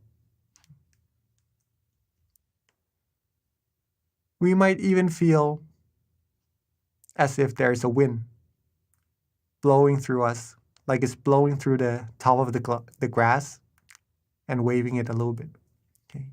A light wind, a soft breeze coming through us. We might even describe discomfort inside of ourselves as brightness, feeling bright, feeling shining, feeling radiant inside. All right? Or we might even have this. Not Star Wars, sorry, not the Matrix either. But this is just a picture showing or representing a type of feeling, okay? As if we are maybe moving. Okay, some people may have this in their meditation. They're moving, but yet they're feeling calm and comfortable, feeling good. These are all the indications that your mind has already come to a standstill. Okay. And when the mind has come to a standstill, then at that point, at that feeling of relaxation, that feeling of comfort, you would have found freedom. Okay. Freedom from all attachments, freedom from all negativities, freedom that will find you true peace. And the further you go, the freer your mind will be. Okay. Let's finish up with, again, what we have read earlier. The mind that is still and refined will feel delightful, feel comfortable, feel light, feel the breeze from within, right? As we've described a little bit earlier. Notice that the feeling won't really be attached to anything. That is the teaching of our master. If you have been meditating for a while now, you may start to have this sense of comfort, of relaxation, of feeling really good in your meditation. Try noticing yourself at that point. Whether you want to do anything else, whether you think of anything else, whether anything else seems more significant to you at that moment, or do you like to just be with that feeling, to feel relaxed, to feel the flourishness from within? It is likely that the mind would just like to be there inside. We like to be where we are comfortable. Same as our mind. When it has that place of comfort inside, it just wants to stay there. And then it becomes still automatically. And you will receive the true freedom. The mind will keep traveling further and further along this path that we are talking about until finally reaching its destination. Okay. Tonight is a very special night also. It is the night that the first teaching of this freedom was talked about. Okay. It was taught to a group of people, and one was able to go inside and find freedom for himself. All right. Tomorrow morning in America, as our moderator Kunbi has just said, right, is the first day of the Buddhist rain retreat. So the monks would be staying in their temples, and they won't really go elsewhere to spend the night. they would have to stay in the parameters of their temple for the whole 3 months. And we have a tradition here at our temple from our Great Master. When we are about to enter a rain retreat, our Great Master would ask each individual of what resolutions they would have for this rain retreat to better themselves, okay? Because it's the whole 3 months. So you can train yourself to be more virtuous, to have more good things that you would like to do to improve yourself, right? Each monk would have something that they feel they need to improve. Maybe better meditation, right? Better practices of themselves, better moral disciplines that they could do. Now, it is a period of time where we could actually stay and focus on ourselves.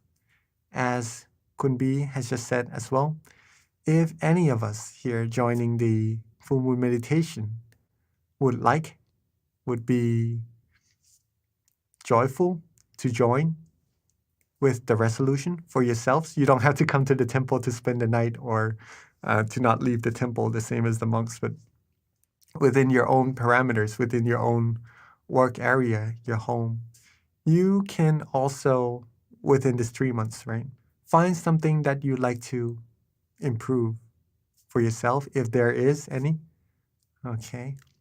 And then try working on that. See what would happen within these 3 months. Would we be able to improve ourselves even better? If so, that would be amazing. Okay, we've just done a whole bunch of knowledge sharing right now. Hopefully you all are ready to join that path of freedom inside. Okay.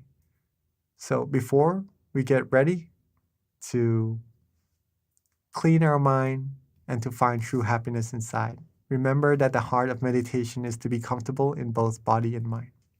Okay. So let's get our body relaxed and comfortable. Find your most comfortable sittings, right? Get your body right. Maybe drink some water even. Move around a little bit if you need, and then we'll start our meditation shortly.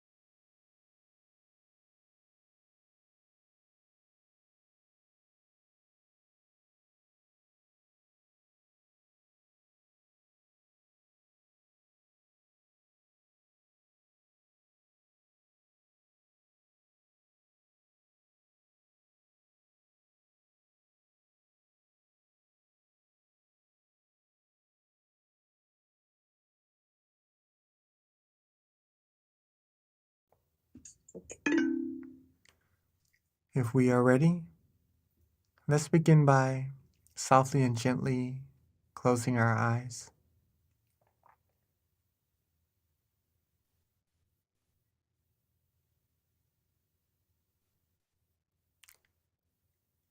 Softly and gently rest our eyes,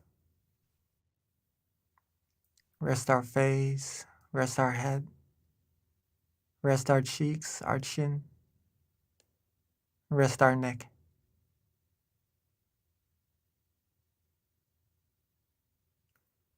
Rest our shoulders, rest our body, rest our legs all the way down to the tips of our toes.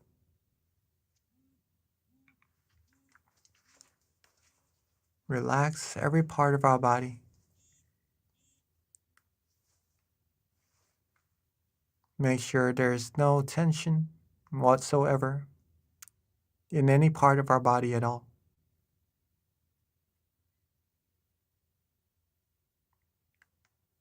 Let's take our time. Let's relax and let go.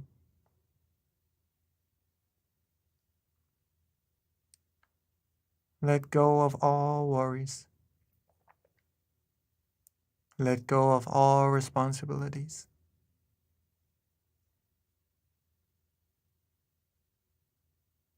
Feel that relaxation from within. Make sure our eyes are closed properly. Make sure we are relaxed the way we rest our eyelids.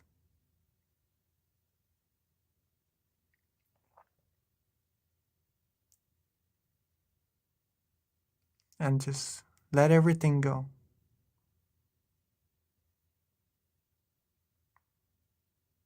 Be relaxed. Be calm. Be restful.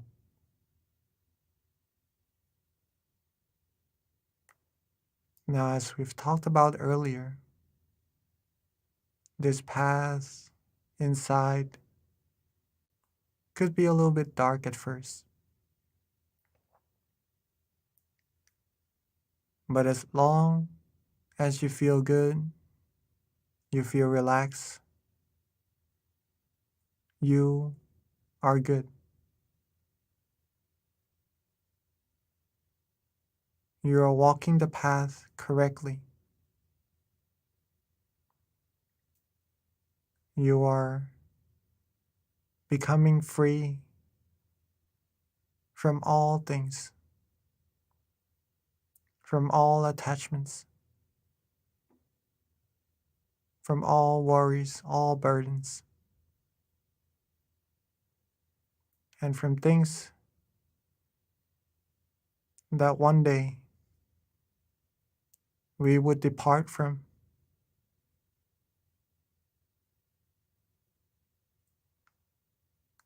But we would be able to walk this path of light, of brightness from within, relaxing ourselves, letting go with no worries whatsoever.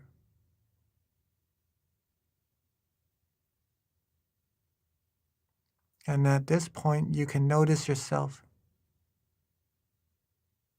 if your mind likes this feeling or not. If your mind enjoy this relaxation or not. And whether or not you are thinking of other things. If you feel good, you feel right, you feel relaxed, you like this feeling, you like this moment, not really wanting to do anything else. And that shows that you have found a sense of true happiness already.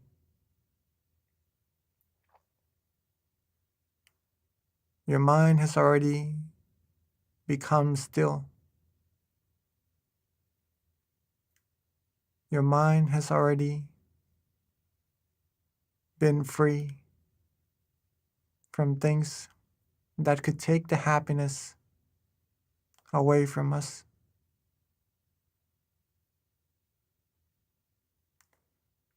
This true happiness, this relaxation, this feeling of comfort is the feeling that we could always access. It's the true happiness that we could always rely on.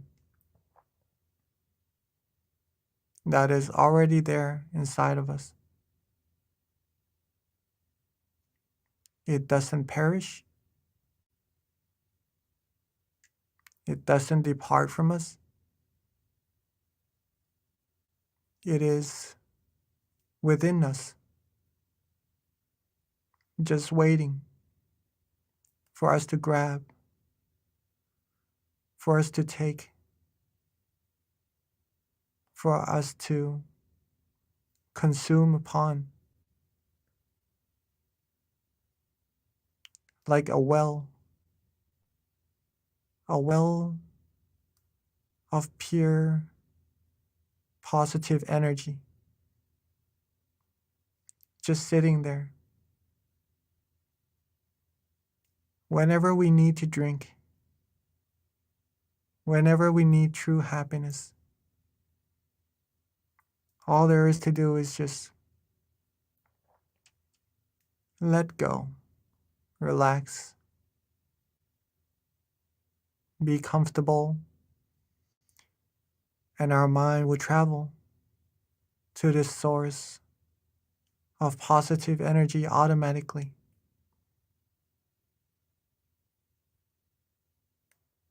We will find that it is very refreshing, this energy.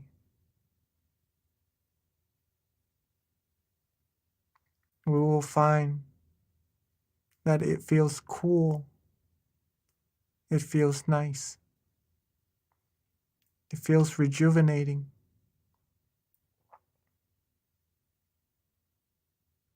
And the more we stop, the more we still our mind, the more we'll be able to receive from this source. And not just that, the more we stop, the more we still our mind, the more the happiness would arise as well. As if the taste of this positive energy has gotten better and better, capturing our mind stronger and stronger towards it, taking us deeper and deeper, more happier, pure, feels even more flourish and rejuvenating as time goes by.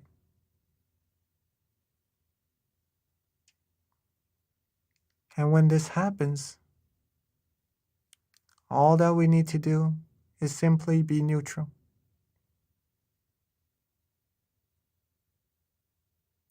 There's no need to do anything at all. Be relaxed. Be calm. Whatever happens, let it be. Let it go. The more we're able to be unattached and free, the further we'll be able to travel through this path, this middle path, further inside until reaching the source of true happiness that we are sensing right now.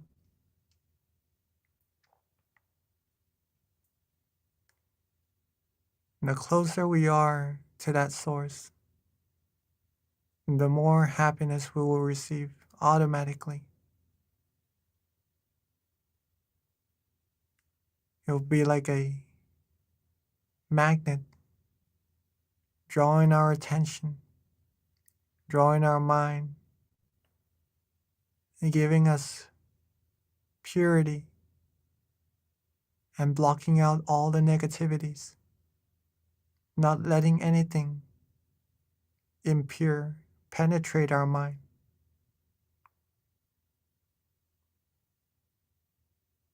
So let's relax. Let's be calm. Let's let go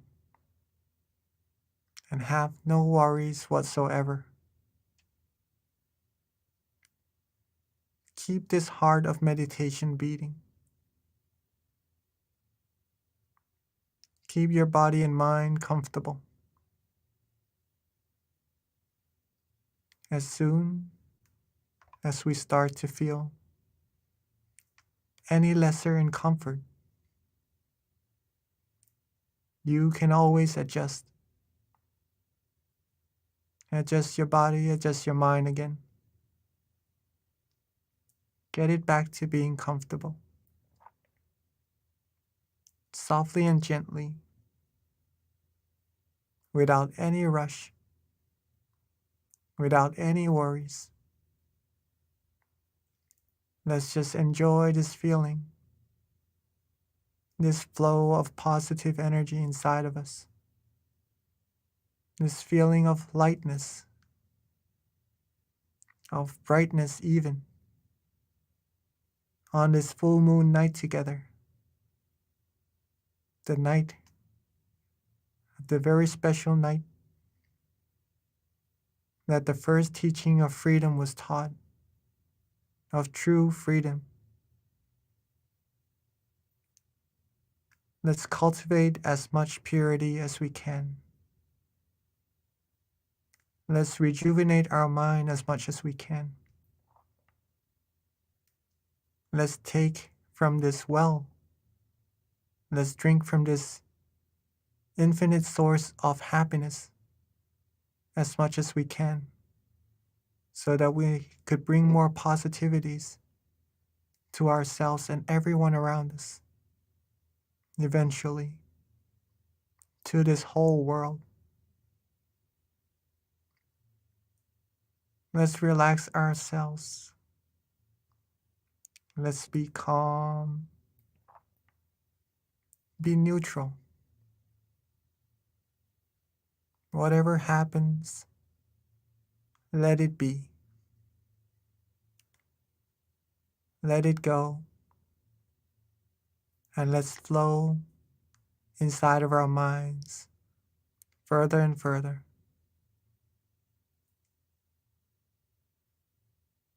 Let's stay calm and relaxed together in silence for this time being.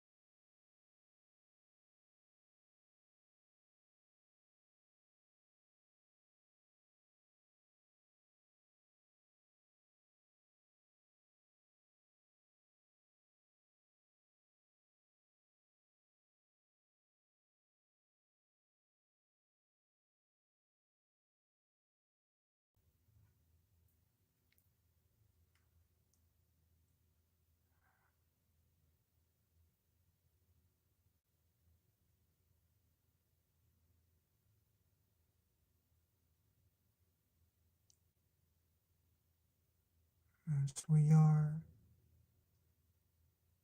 relaxing, as we are releasing, letting go.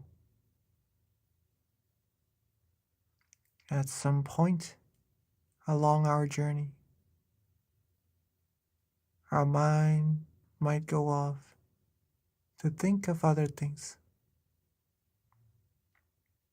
go off to wander just a little bit. It is completely normal. We might even feel slight tension, or maybe some drowsiness even in our meditation. In this case, there is no need to worry. Simply reset, readjust our body. Be comfortable once again. Slowly, softly, and gently. There is no need to rush. Make sure our eyes are still relaxed. Make sure our body is still relaxed. And make sure our mind is feeling nice and comfortable with that feeling of relaxation. And so as we travel further and further, become more and more relaxed and comfortable, we may even start to have some meditation experiences. Whatever happens in our meditation, whatever comes, let it be. There's no need to worry about any of it for now. For this moment, this present moment, it is for us to cultivate as much happiness as we can, to gather as much purity as we can for ourselves. And then later on, we could then brighten up everyone around us and the people of the world. So let's keep our body and mind relaxed. Let's keep ourselves comfortable. Be with that feeling. And let's meditate together in silence for a little bit further.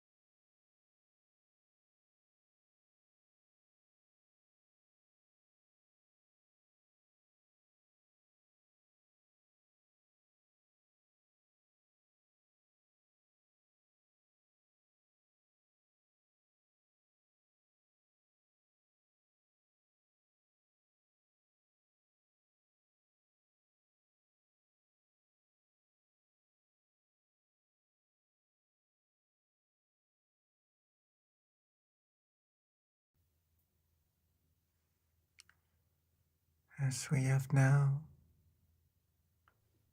accumulated a good amount of positive energy inside of our minds,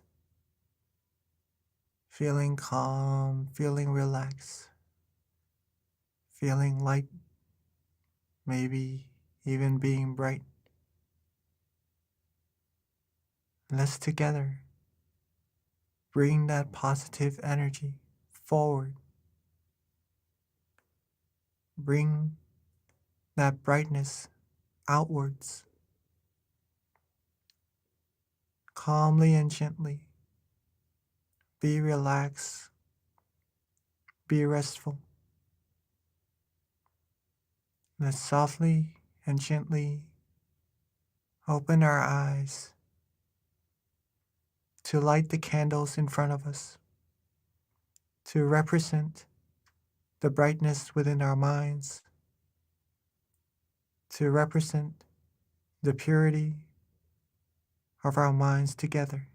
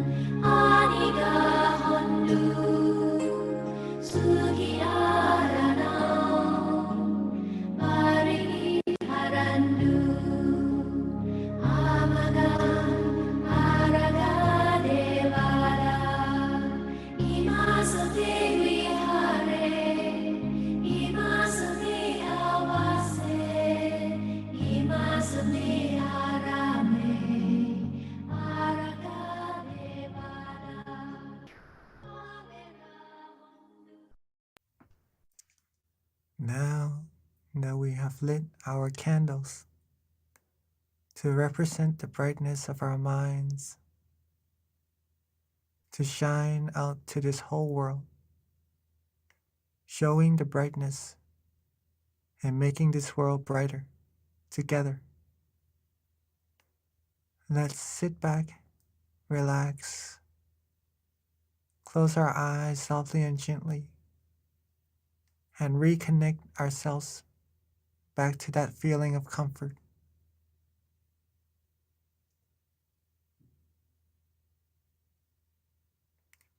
Take our time, relax, and be comfortable as we are being bright and shining on the inside right now with all our accumulated positive energy. Let's bring those positive energy together into a clean, clear crystal sphere. Let's bring all the brightness, all the positive energy together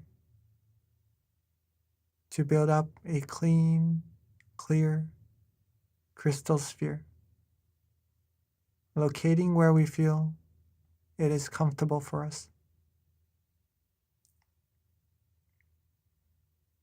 Relax, be calm, and let's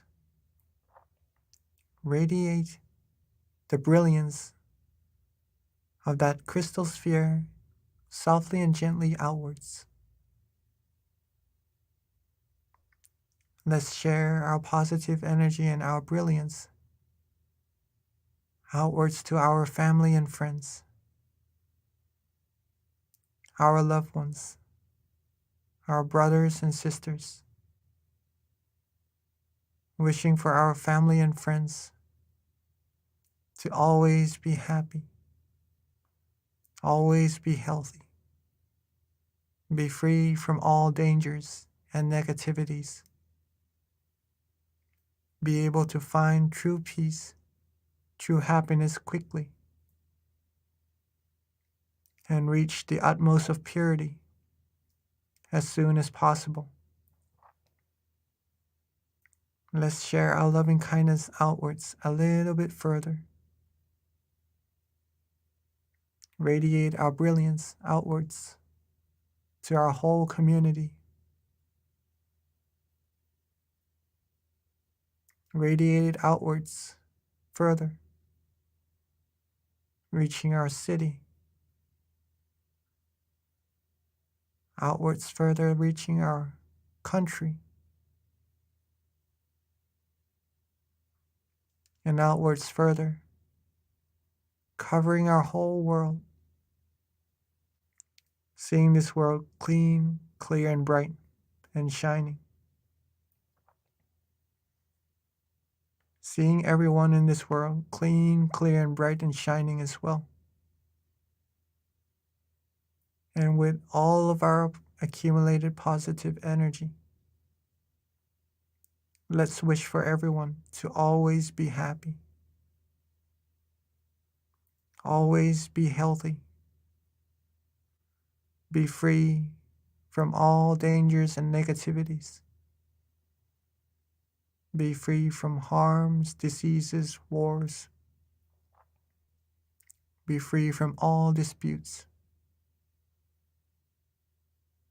May everyone on earth be able to find true happiness quickly and reach the utmost of freedom, the utmost of purity as soon as possible. And let's take a few moments to share our loving kindness outwards, infinitely, reaching all beings, wishing for all beings, all the wholesome things, in silence.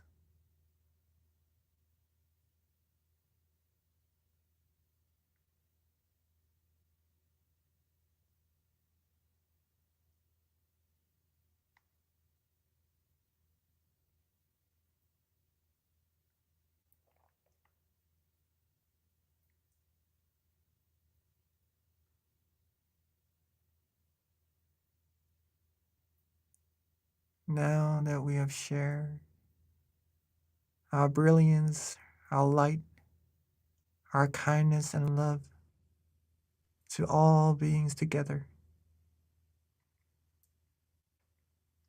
Let's softly and gently bring our attention back to ourselves.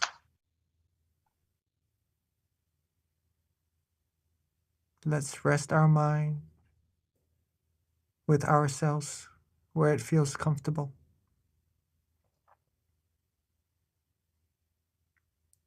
And at that point of comfort, at that source of purity, let's wish for ourselves to always be happy, always be healthy, be calm, be clean, be pure, be free from all negativities, be free from all harms, dangers, diseases, free from anyone who would try to harm us, free from the path to ruin. May us all be surrounded by good, virtuous, wise people. Always travel the path of righteousness. May we all find true peace, true happiness, quickly and easily. Reach the utmost of purity, the utmost of brightness, as soon as possible. And let's spend this moment to wish for ourselves for all the wholesome things we need.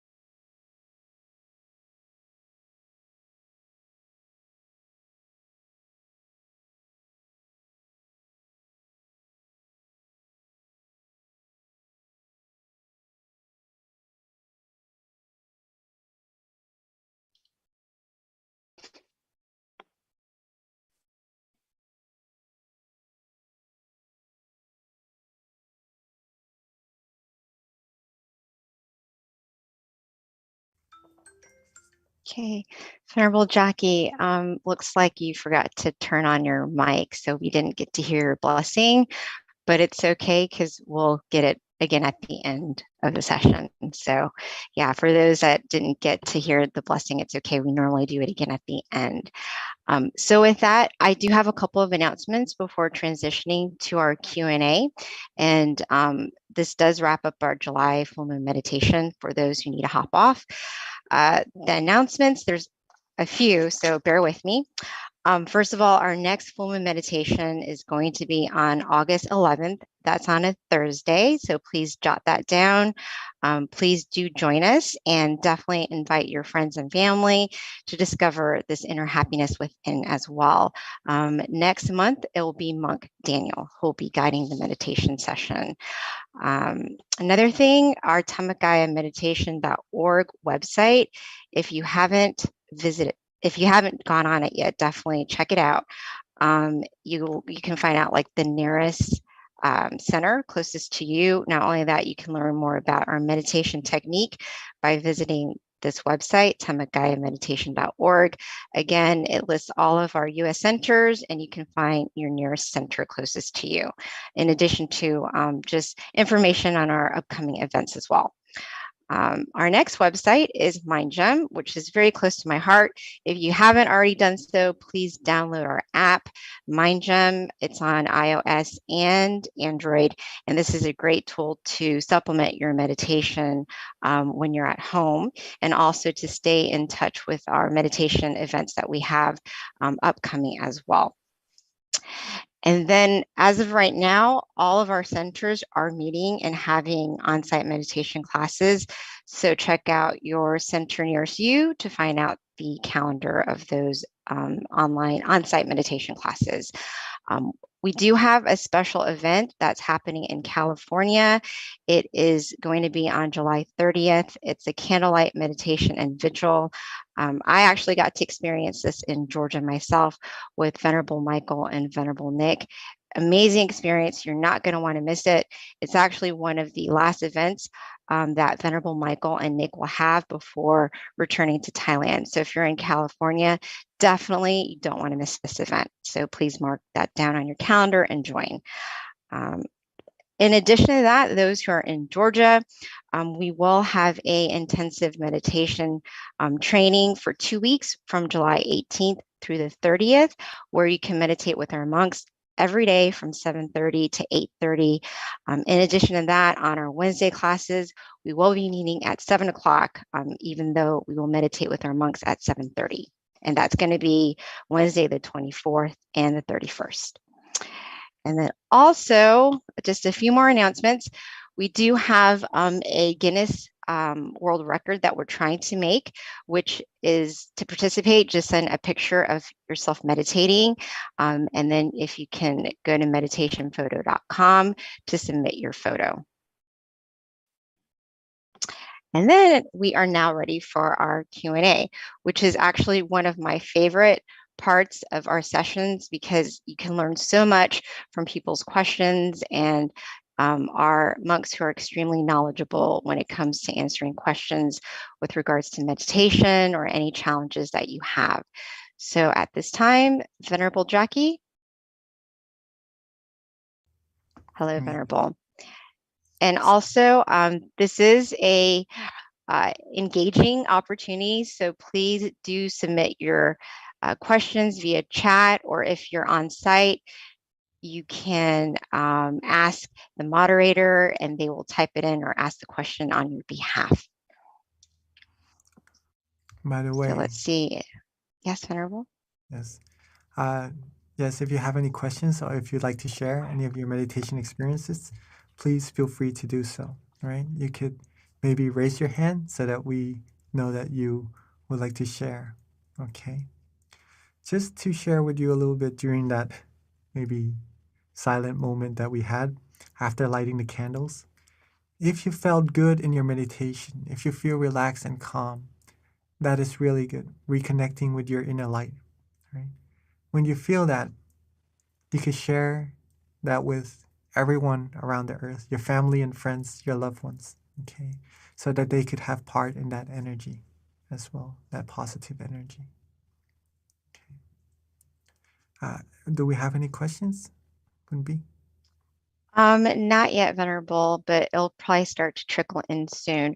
Lisa Langley did, she said that she thought that the meditations start at 9. It just depends on where you're at because we have all time zones essentially. So you'd have to check your location, but we've got people all over the world actually who join this. But if you're in Eastern Standard Time, it is at 9 o'clock. Yes.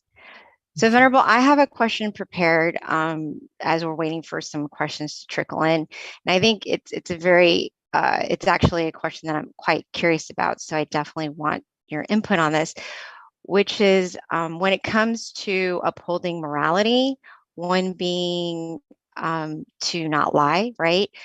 But, what about white lies? I just want to hear your input on that. If you tell a white lie, are you breaking a precept? Because, in some ways you're not harming anyone from that white lie, but it is a lie. So I just want to get your input on that.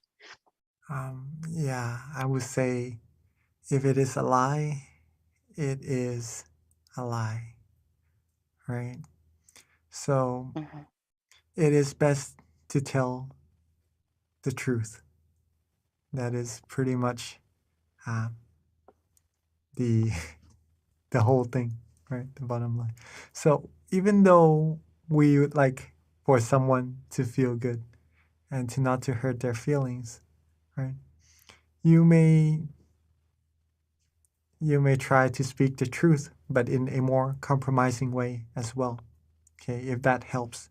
But to lie and to talk about it in a distorted way wouldn't really be recommended, in my opinion.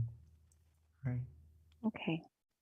Thank you, Venerable. Because it was, it was a little debatable because the answer was if it doesn't harm someone, then it's okay. And it didn't really sit well with me. So I just wasn't sure because that makes sense too. But, thank you for clarifying, Venerable. All right. So we do have, Yes, we do have a questions. Just to add a little bit to your question earlier.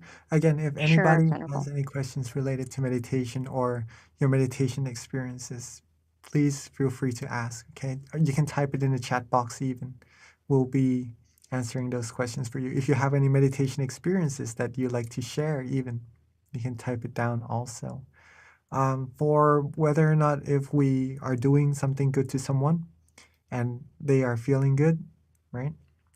There are 4 criterias of actions that I like to share with all of us here as well. The first criteria is that if we do something that hurts other people and also hurts ourselves, okay, then that is not ideal. We're not really supposed to do that at all. So, recommended not to do. Okay. The second thing is if we hurt others, but we make ourselves happy. Okay? It is good for us, but it hurts the others. That's not really ideal either. So if we can refrain from those actions, that would be really good.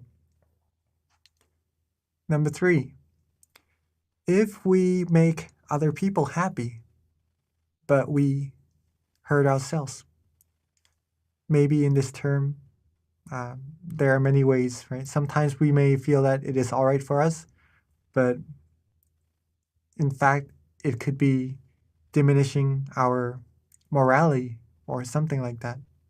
Okay, that is another way of hurting ourselves. Okay, that is not ideal either, right? To make someone else happy, but to make ourselves suffer. Okay, so not really recommended to do that.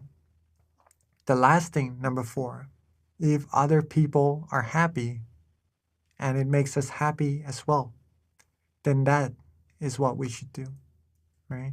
Maybe there are ways that we could compromise our projection or what we do to get these win and win situations. It may be difficult sometimes, but if it could be done, truly done, then that is the most ideal. These are the most ideal actions that we could actually do. Thank you, Venerable. That actually really resonated. Thank you. So we do have a question with regards to meditation, which is why is it important to meditate on a full moon day? From Akasid, right? Yes. First of all, let's say full moon only comes once in a month, right? And it is quite special compared to the other types of moon we have in the sky, because the full moon is a whole moon. It eliminates the darkness in the sky. Okay, it shines brighter than all the stars. And so that makes it a little bit more special even. If it was a door, then it's like a door that's fully opened. Okay, keep that in mind first. Now, a full moon is also a representation or a symbol of wholeness. Okay? It is a good opportunity for us all to come together as a whole, right? To do good deeds, to make good in humanity, right? And with this event, this is a little bit special. With this full moon, like the open door that I just mentioned earlier, the amount of positive energy accumulated on the full moon day, especially, would be quite more significant, okay, compared to maybe on every other day, right? But the amount of positive energy accumulated doesn't only depend on the moon. It also depends on our mind. It doesn't really depend on the time as much as it depends on our mind. If our mind is clean and pure, we'll be able to receive more positive energy for ourselves, okay, at any time. But with the full moon, maybe you can think of it as the door of positive energy is fully open, and you'll be able to receive that energy wholly. All right, hopefully that answers your question.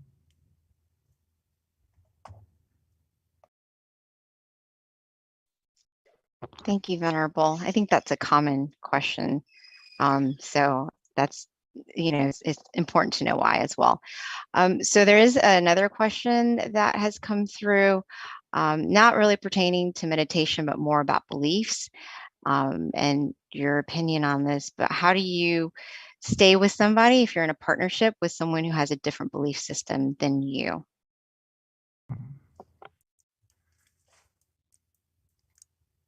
Good question. Now, to stay with someone, we do have to understand each other, right? To have different beliefs even. Okay. If you could stay with each other, it shows that you have love, or have not passion in this case, but compassion for each other. And that is what counts. That compassion will prolong your relationship even further. We are all humans, right? So in this case, compassion is universal as well. So it doesn't really depend on beliefs at this moment. If we could understand each other, maybe one has a belief and the other one has another belief. With love, with understanding, then these two would be able to be with each other. Sometimes being with each other, there could be some disputes though, like wearing two wristbands or two amulets on your wrist, right? If you have one, there won't be any collisions between the two. But if you have two, one day or one time or another, there will likely be a collision for sure. When that happens, a good way to deal with those situations would come in very useful. One way is to act like lions, actually, like what our master, Nongpa Samashio, taught. When sometimes we have disputes or we have misunderstandings, instead of trying to win against each other, the lion, one would lower its head to almost as if to surrender to the situation, so that there would be no further disputes. In this case, the one maybe giving in seemed to be a little weaker, right? But in fact, the point that a person is able to give in, to lower their ego, to lower the sense that they have to win in order to make the situation better and to go further in harmony, that shows a strong mind. So hopefully that is a good sense and that would answer your question.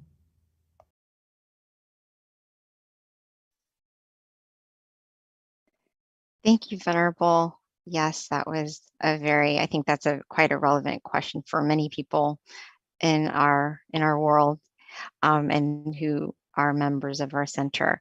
So does anyone else have any remaining questions before we wrap up tonight's session? We do have time for one more question if you have one.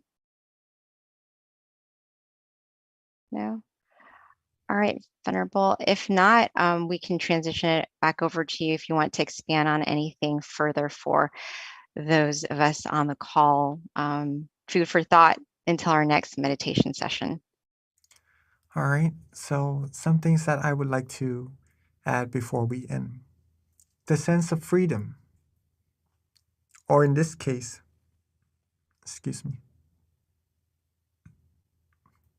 the sense of being independence, right? Talking about Independence Day. Being independence in the sense of meditation has to deal with not relying on other matters for happiness. We do not have to find some things on the outside for happiness. Then we would not really be truly free, right? Even though we can do anything that we want, but we would still need a reliance on something on the outside to make us happy. True independence comes from a mind that is unattached to anything. Okay? When the mind is free from all things, it will be able to find the true happiness on its own. When you're able to find true happiness or find happiness on your own, you are truly independent, right? You would be the source of happiness that could help others around you be happy as well. Practice your meditation. Practice being calm, being relaxed, being happy. That is very important. Hopefully you enjoy the meditation session and continue to be happy throughout the days and to be the light to the whole world also. Right? And with all our accumulated merit, let these positive energy come together and bear fruit to all of us,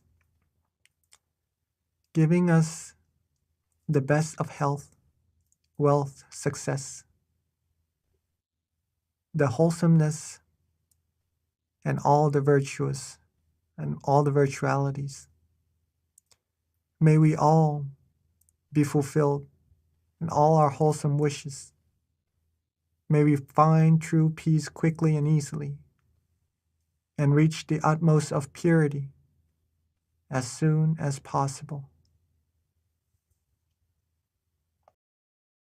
Gratitude. Thank you so much, Venerable, for the blessing. So that wraps up our July full moon meditation, everyone. A couple of reminders. Don't forget about the mind challenge, and definitely utilize this time to have a resolution for yourself, something that you can develop, and something that you can be proud of in the end, whatever that is, be it meditating more or improving a habit that you don't really like about yourself. This is a great time to really work on cultivating yourself. And another thing too is we do have a survey for anyone who has time to go to our website, mindgem.org. Over to the far right, you can click on survey. We always like to know how we're doing, and feedback is welcome. So with that, thank you so much for joining us tonight. We do look forward to seeing you next month on the 11th in August. Thank you.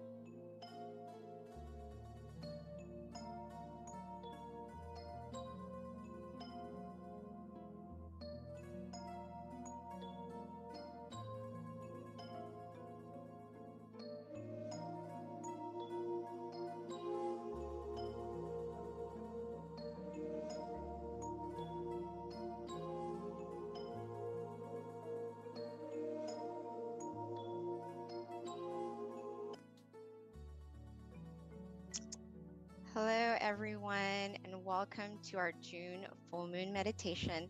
So excited to be here today and to have you join us. So, first of all, can everyone hear me okay? Before we start? Yes? Okay, excellent. Thank you. All right, so before we begin, we always start off with a quote and then an intro with regards to our teaching monk, which is Monk Daniel. So I'm going to read one of my favorite quotes for you. It's just such a profound quote. It's very simple. It comes from this book, Pipo, which is actually Peace In, Peace Out. So this is one of my favorites. It's called See Yourself. And I think it goes with our theme, which is gratitude.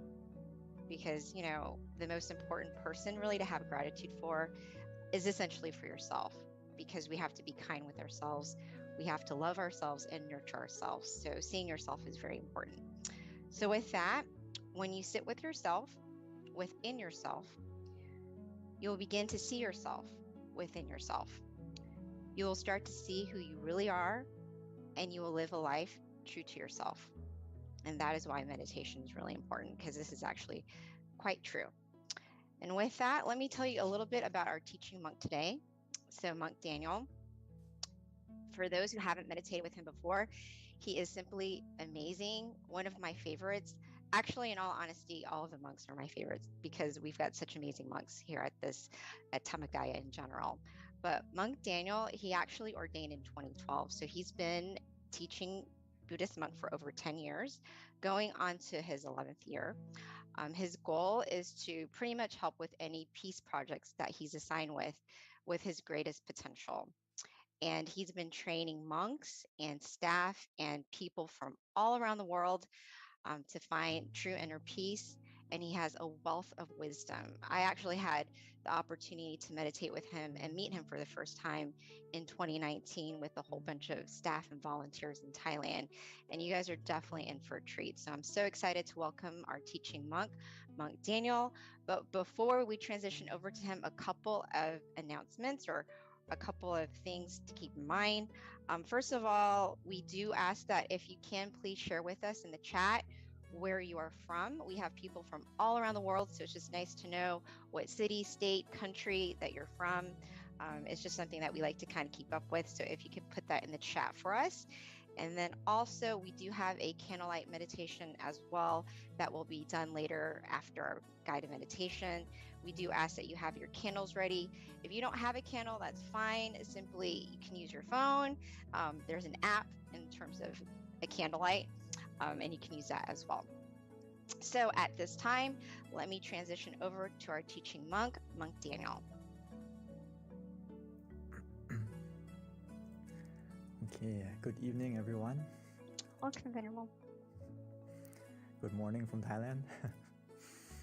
Nice to be back on the full moon of June as we go into, the halfway mark of the year.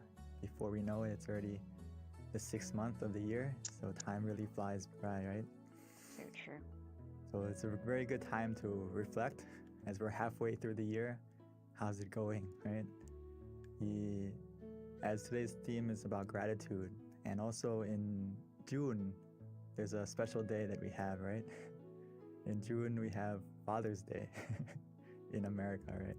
So not only should we have gratitude for our parents and especially our father in this month, but we should have gratitude for something very important that they gave us, our parents, our father, and we got the most important gift the moment we were born, which is life.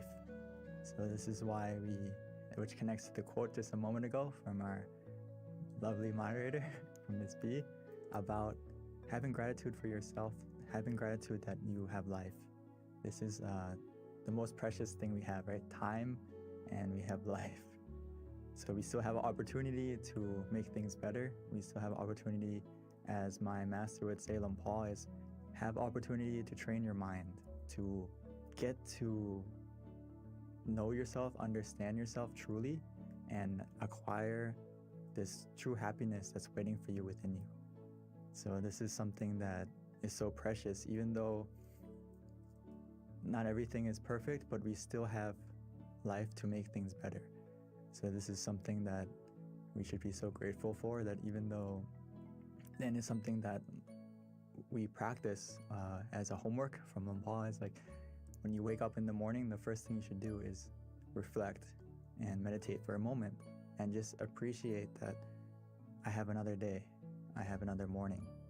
You know, every morning we're born again, we have another chance to keep doing good and another chance to cultivate our mind, to unlock that hidden potential within you.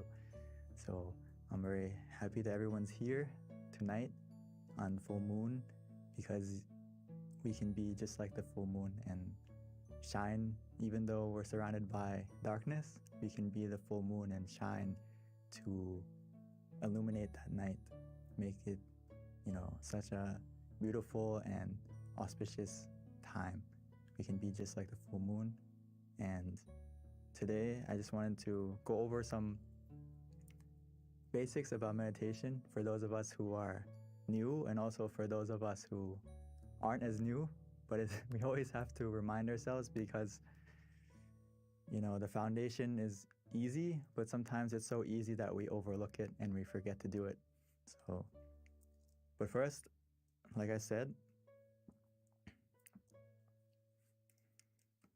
something we should practice every morning when we wake up is, our first blessing of the day is that I woke up today. So instead of hurrying up to, you know, turn off the alarm clock and rushing to get ready to go to work or to start a day, start your day peacefully and calmly, and just sit up, and before you get out of bed, start your day in a positive note and reflect on how lucky you are to have another chance, another opportunity. So it's the first blessing to be grateful for, right? We have another day.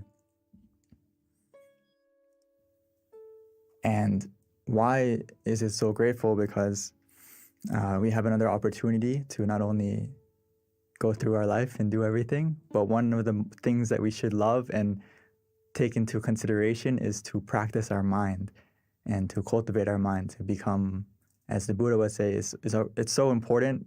And he would say that whatever precious jewel there is in the heavenly worlds, there is nothing comparable to one who is awakened.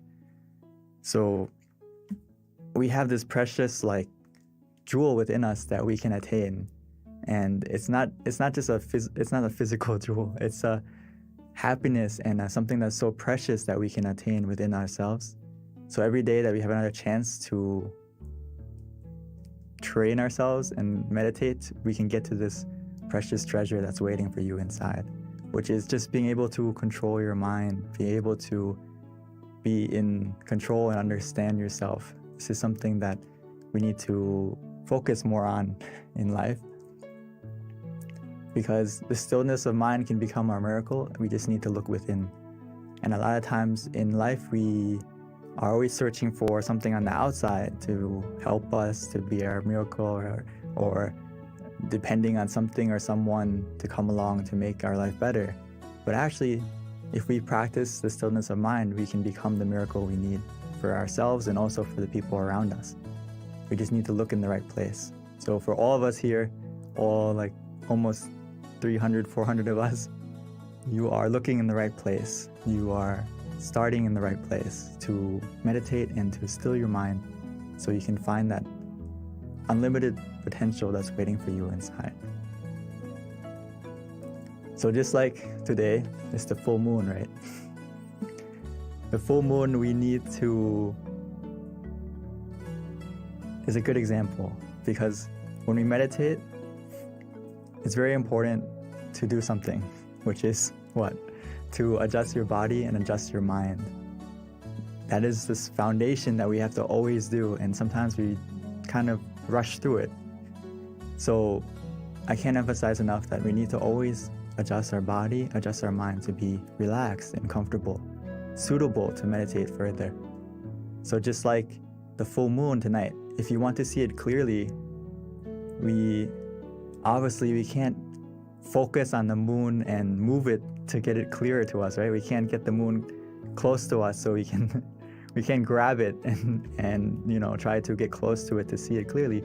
We need to use the right tool and we need to adjust the telescope correctly so we can see the moon clearly. If you want to, look at the details and see it more clearly, then we can see with our eyes. So the same thing is true in meditation, is we don't adjust the picture or we don't adjust the experience that we see.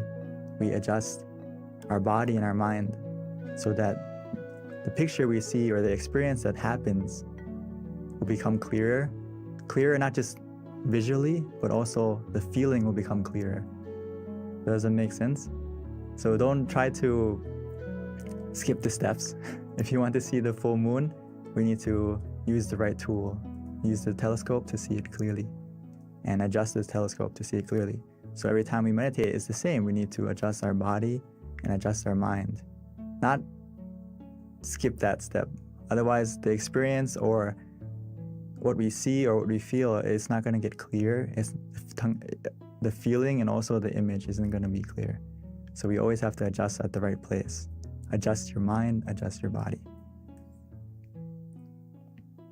So Paul would always say this, and I can't, if you understand this quote, you basically master meditation because this is the heart of it. Is Paul says that meditation practice is about finding the point where one feels just right, where one feels comfortable, where one feels content.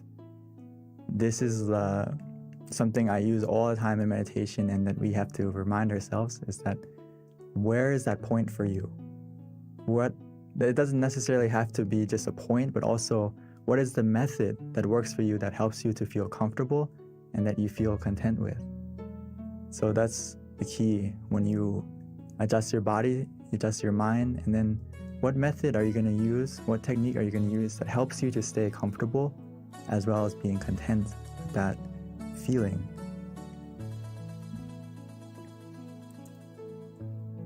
So as we find that point of where we feel comfortable, where we feel relaxed, where we feel physically and mentally comfortable, and we stay at that point contently, what's going to happen is your mind is going to slowly declutter itself. It's going to slowly delete all the clutter in your mind. And it's going to take some time, but as long as we stay there contently, calmly, patiently, and just enjoying the feeling of relaxation, every second that passes by, it's deleting the bad files. It's deleting the negative emotions in our mind, bit by bit. So just stay at that point calmly and contently, and your mind is actually healing itself every second that you stay at that point. It's actually doing two things at once. It's deleting the bad, removing the clutter, and also it's uninstalling all the bad emotions, all the negativity within us, the greed, the anger, the delusion, and also everything that is negative. It's going to slowly get deleted, as well as at the same time it's downloading a happiness within you and making your mind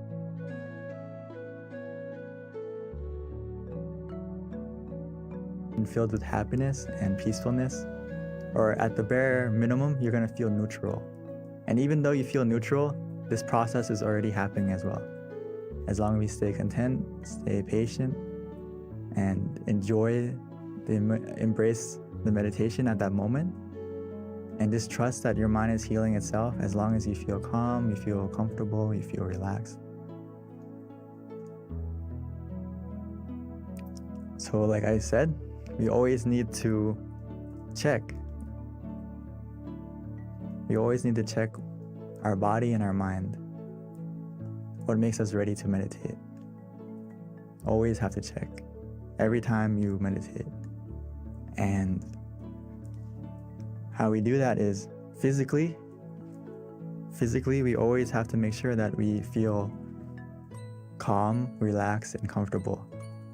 As you can see in the picture, she's sitting very nicely with the back straight, but this is the standard position. But if you don't feel comfortable in that position, it's okay. Start from what position works for you, and we can always adjust according to how you feel, and just go with the go with your own flow, go with how you feel. If you feel relaxed, you feel comfortable, you need to adjust, feel free, because it's the foundation of making your mind calm and relaxed as well. So physically, if you're not comfortable during the meditation, you can adjust, you can move, okay? Always go back to making sure physically you're as comfortable as you can be. And your mind, how can you adjust your mind?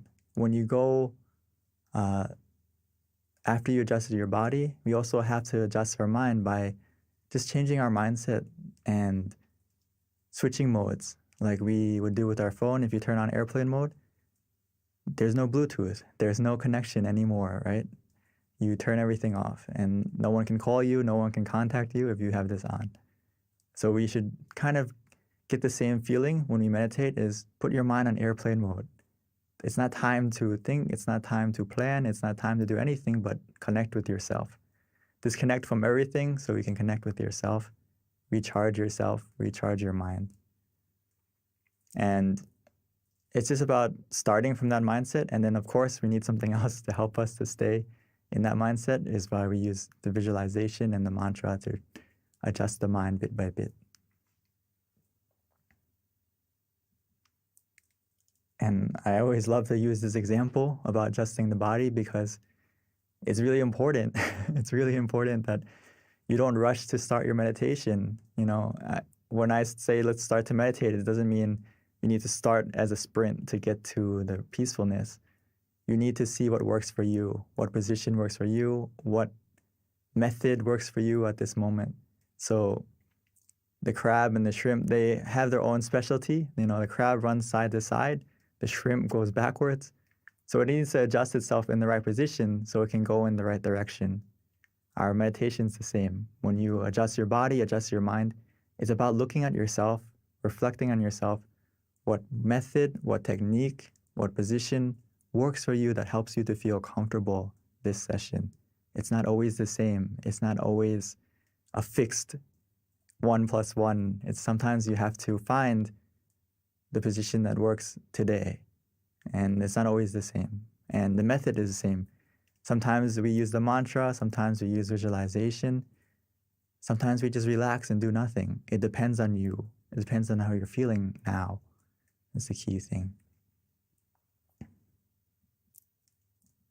So just a small checklist to check when you're meditating is, and when you start, is what's easy.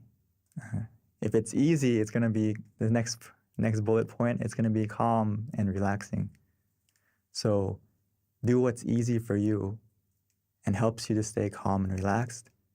And if you do these two things, it's obviously going to make you feel like the time passes quickly because it's easy, it's relaxing.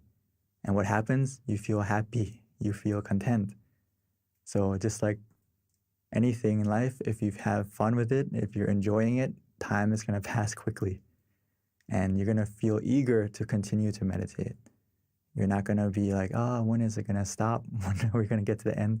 You're going to be feeling these 4 things. So this is the only thing we need to observe is, do you feel easy? Does it feel calm and relaxing? And then just allow the time to pass. But at any moment, if you feel that it doesn't feel easy, it doesn't feel relaxing, it's just like driving. It's like you're about to go off the road. You're off the middle way. If you fall off track, we just simply restart. If you feel that balance is off, you don't feel comfortable, you don't feel relaxed, physically or mentally, always be ready to restart. Restart in this sense doesn't mean going back to zero. It means just coming back on the road, coming back on the path so you can continue going in the right direction.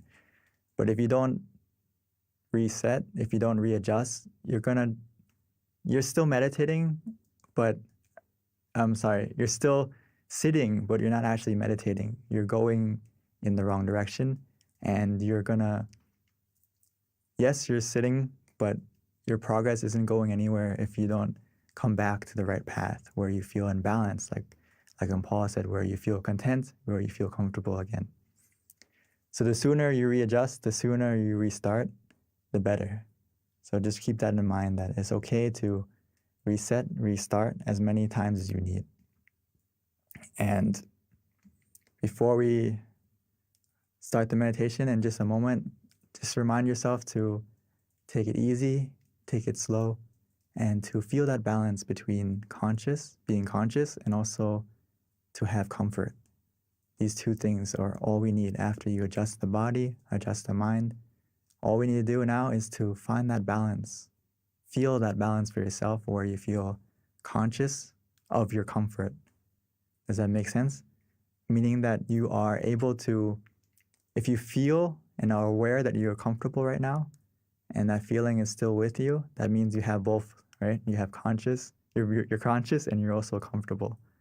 So just do that and stay with that comfort feeling, stay with the feeling of relaxation, and just observe it neutrally. See where it takes you. The only time you need to react, readjust, or do anything is that comfort is starting to change in a negative way. It's decreasing, or you feel not as relaxed as before, then okay, that's something we have to interact and adjust by whether adjusting the body again to be comfortable, or mentally, maybe we need to use the mantra again or use the visualization again to help you to get back on track. So hopefully we got some sort of picture of how to meditate. And now I would like to invite us to practice meditation together, and we can put it into practice and have some time to cultivate our mind as we can become the full moon we need tonight, find our brightness within us. So I would like to invite everyone to prepare yourself to meditate. And if you need to adjust your body, you need to take some water or freshen up, stretch a little bit, please feel free.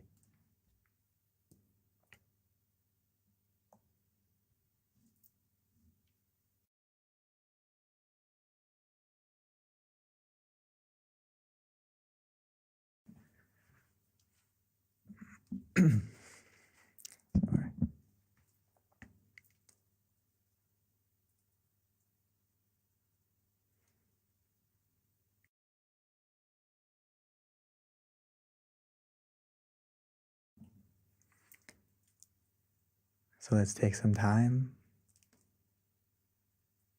to switch modes. Now it's time for us to meditate. Time for us to find the miracle waiting inside. All we need to do now is to look within, easily and simply.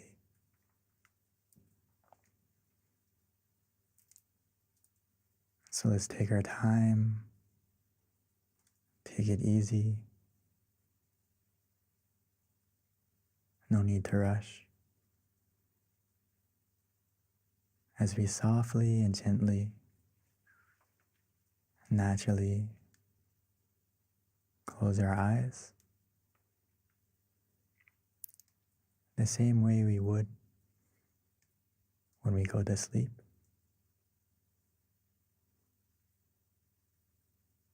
Because now is a time for us to rest, to reconnect, to recharge, to rest our body, and to truly rest our mind.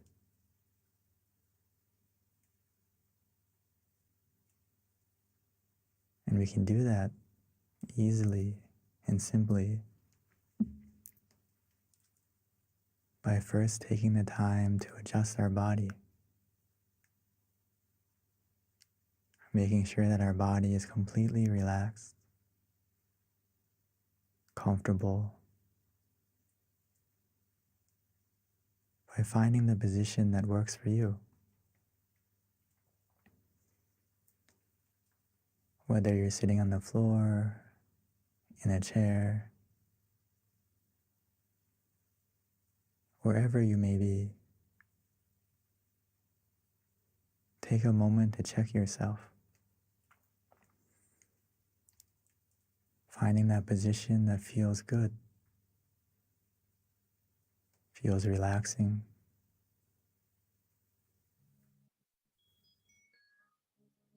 As you continue to relax and release every single part of your body,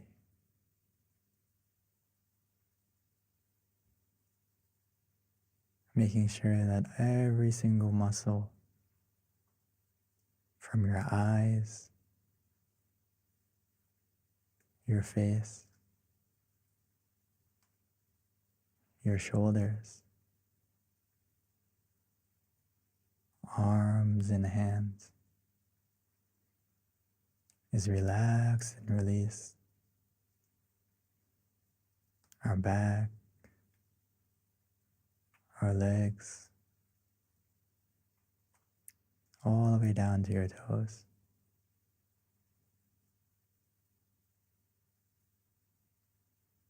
Relaxing and releasing.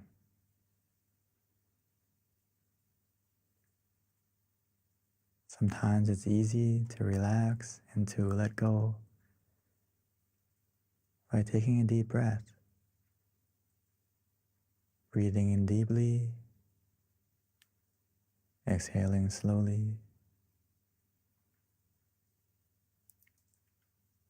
bringing your mind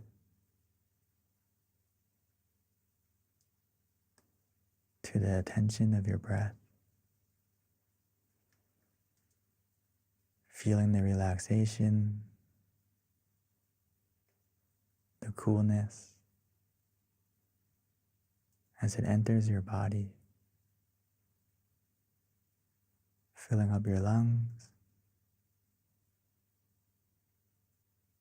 and spreading to every corner, every part of your body.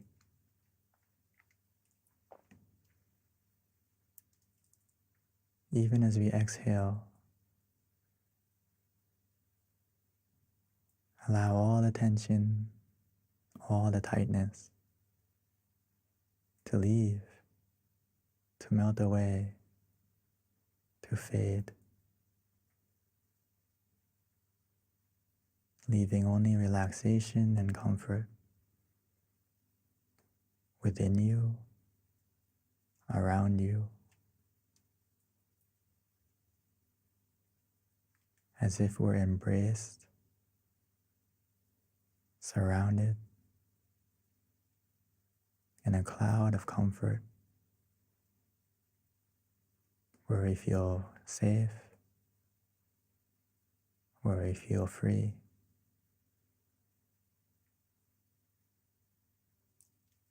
And just continue to relax, to release.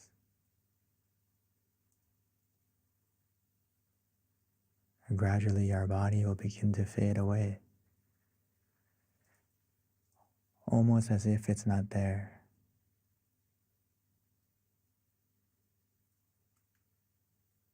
This is the power of simply relaxing,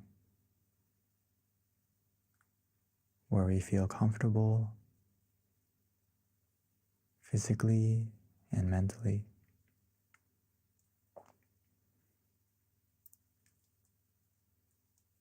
Now that our body is more relaxed and comfortable,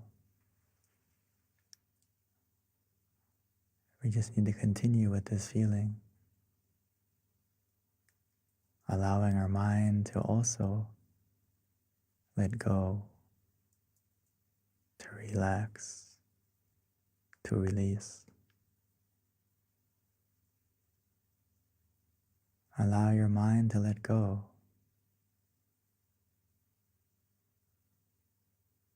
Put everything aside, whether it's from the past, because it's the only time that we can truly control. It's not time to do anything. It's just time for us to relax, to release.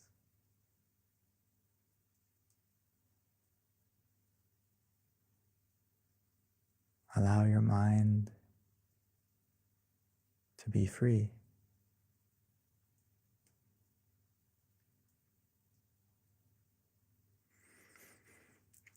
To help your mind to be free and to slowly let go, to stay in the present,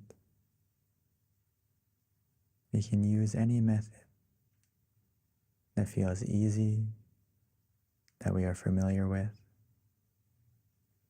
that helps us to stay comfortable as well as conscious. But the key is to use the method that helps you to be relaxed,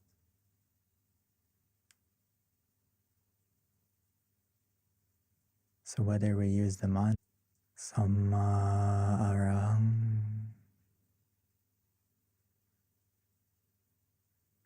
Samma Arahang, Samma meaning purity, Arahang meaning freedom. So every time we repeat that mantra, allow it to resonate, allow it to help our mind to become more clear, more free from any distractions, as it helps our mind to be calm, comfortable, present.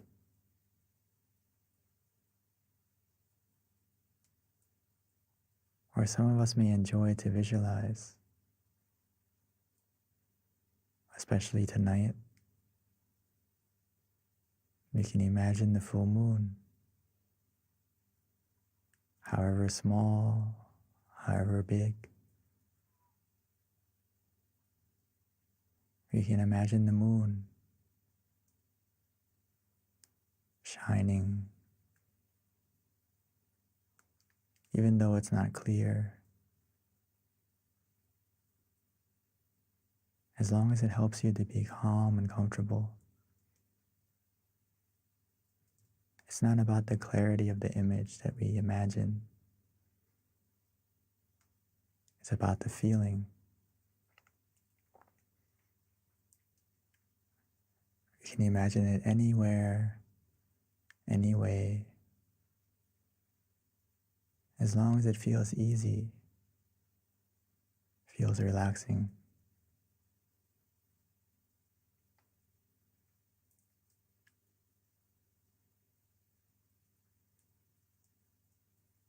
Or for some of us, we feel ready to just do nothing, just to relax, allowing that relaxation to take us inside, as if the relaxation and comfort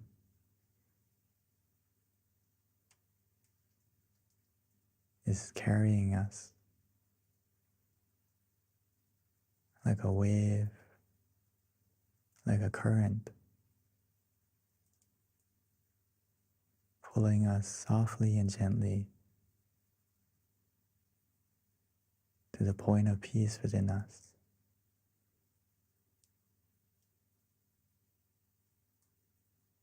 Within us, we all have a point of peace, a place of peace that our mind can go to,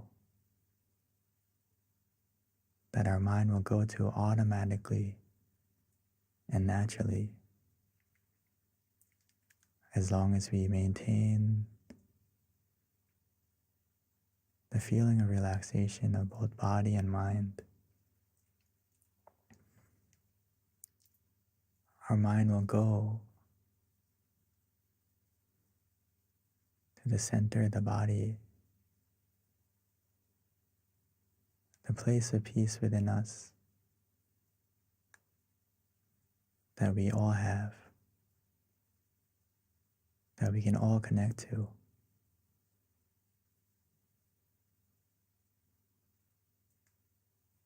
It's located within us. at the center of our abdomen, 2 finger widths above the navel.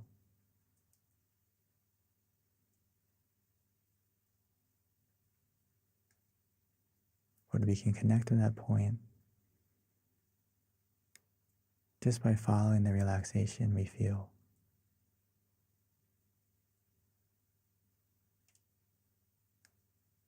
The relaxation of both body and mind will be our guide.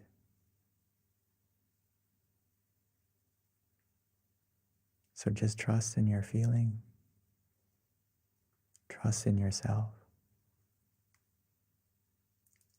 Follow that feeling of relaxation.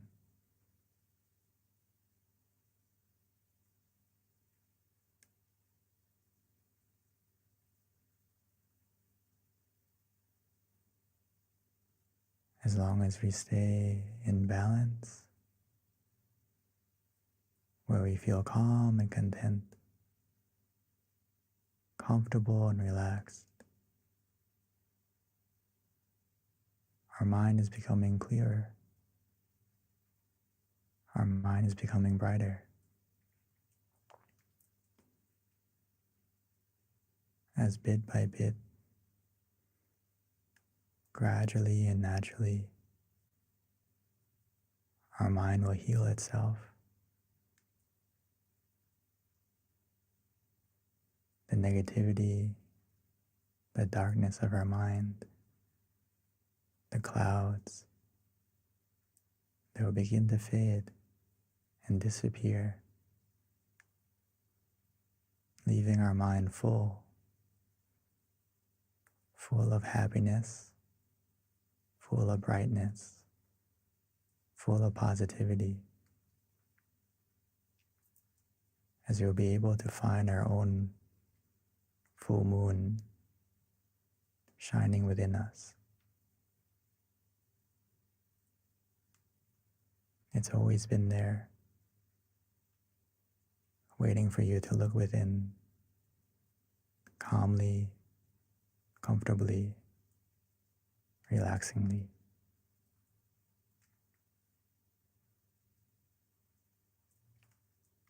So let us enjoy this relaxation together, allowing it to grow, allowing the meditation to be the wind of clarity, pushing away the clouds so we can be able to see our full moon. Not only see it, but most importantly, feel it.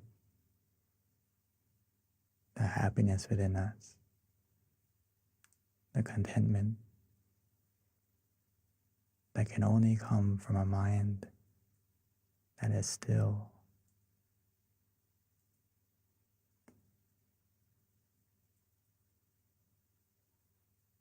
So let's enjoy the meditation together in silence.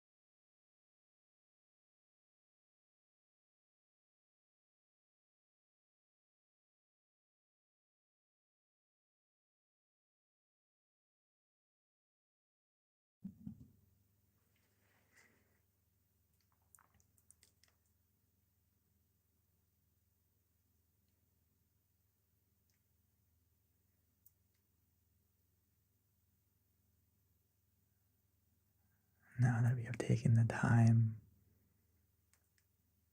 to illuminate our mind,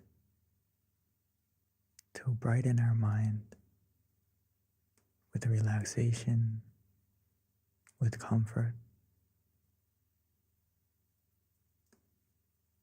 Now that our mind is bright, clear, let's take a moment to light our candle.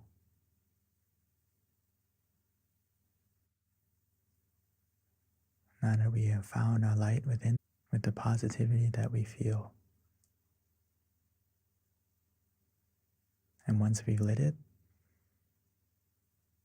we can slowly and gently close our eyes and continue to meditate.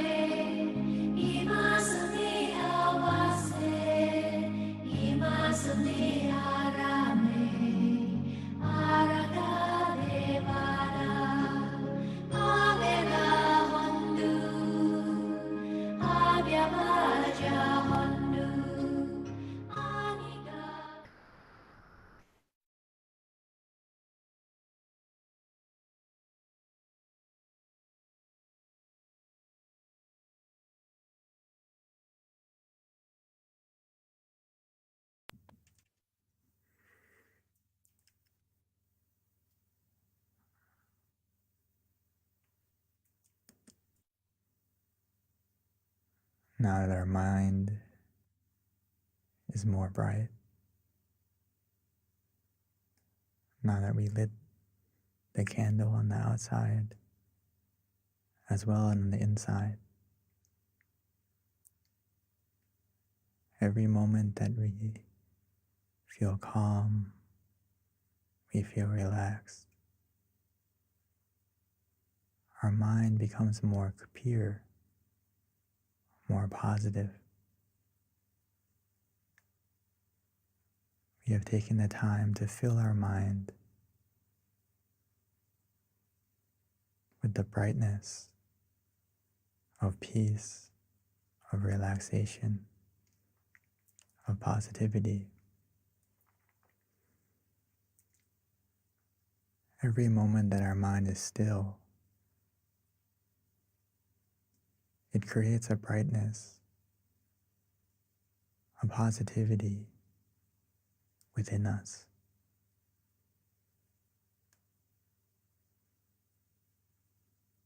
Because every time our mind is still,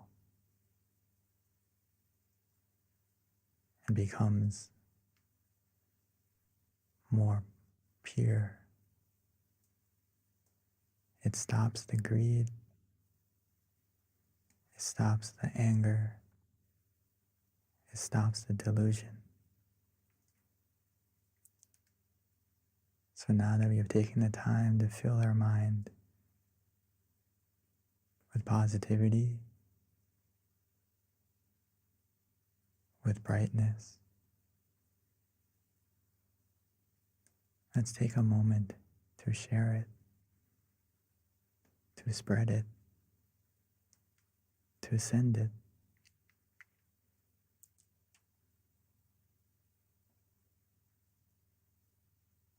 We can imagine our mind is shining like the candle we lit. And we can spread our positivity, our love and kindness, our good intentions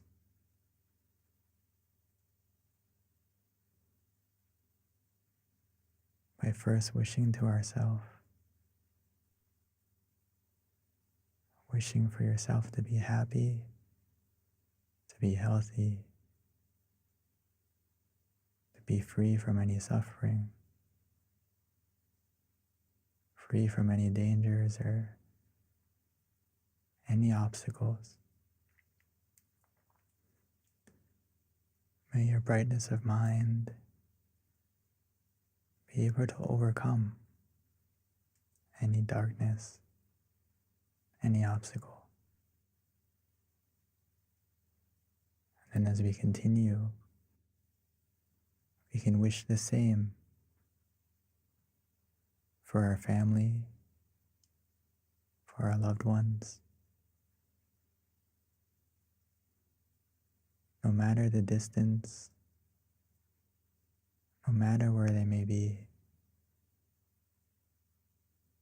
the power of our mind that is still, that is illuminated by relaxation and calm. We can send our positivity, we can send this energy to anyone, to everyone.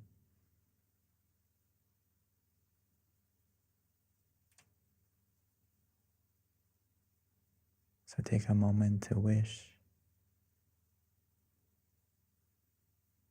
to spread your love and kindness.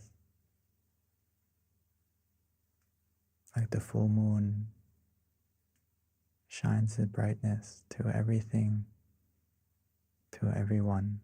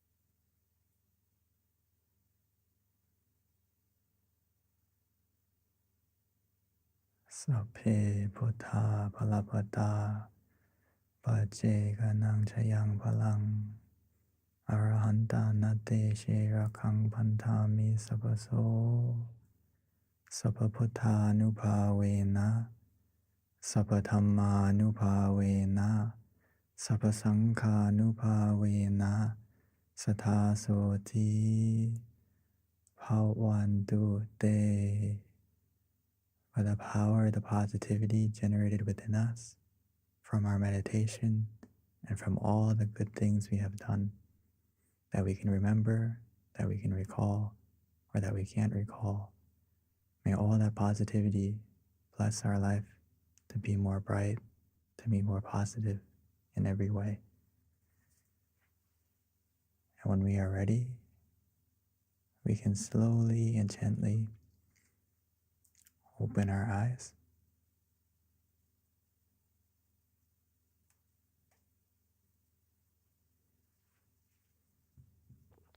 Thank you, Lompi, for an amazing meditation session. Yet again, I always like a lot of your analogies in terms of just the brightness within and the full moon, bring it inside. That's very just helps me envision that. So thank you, Venerable.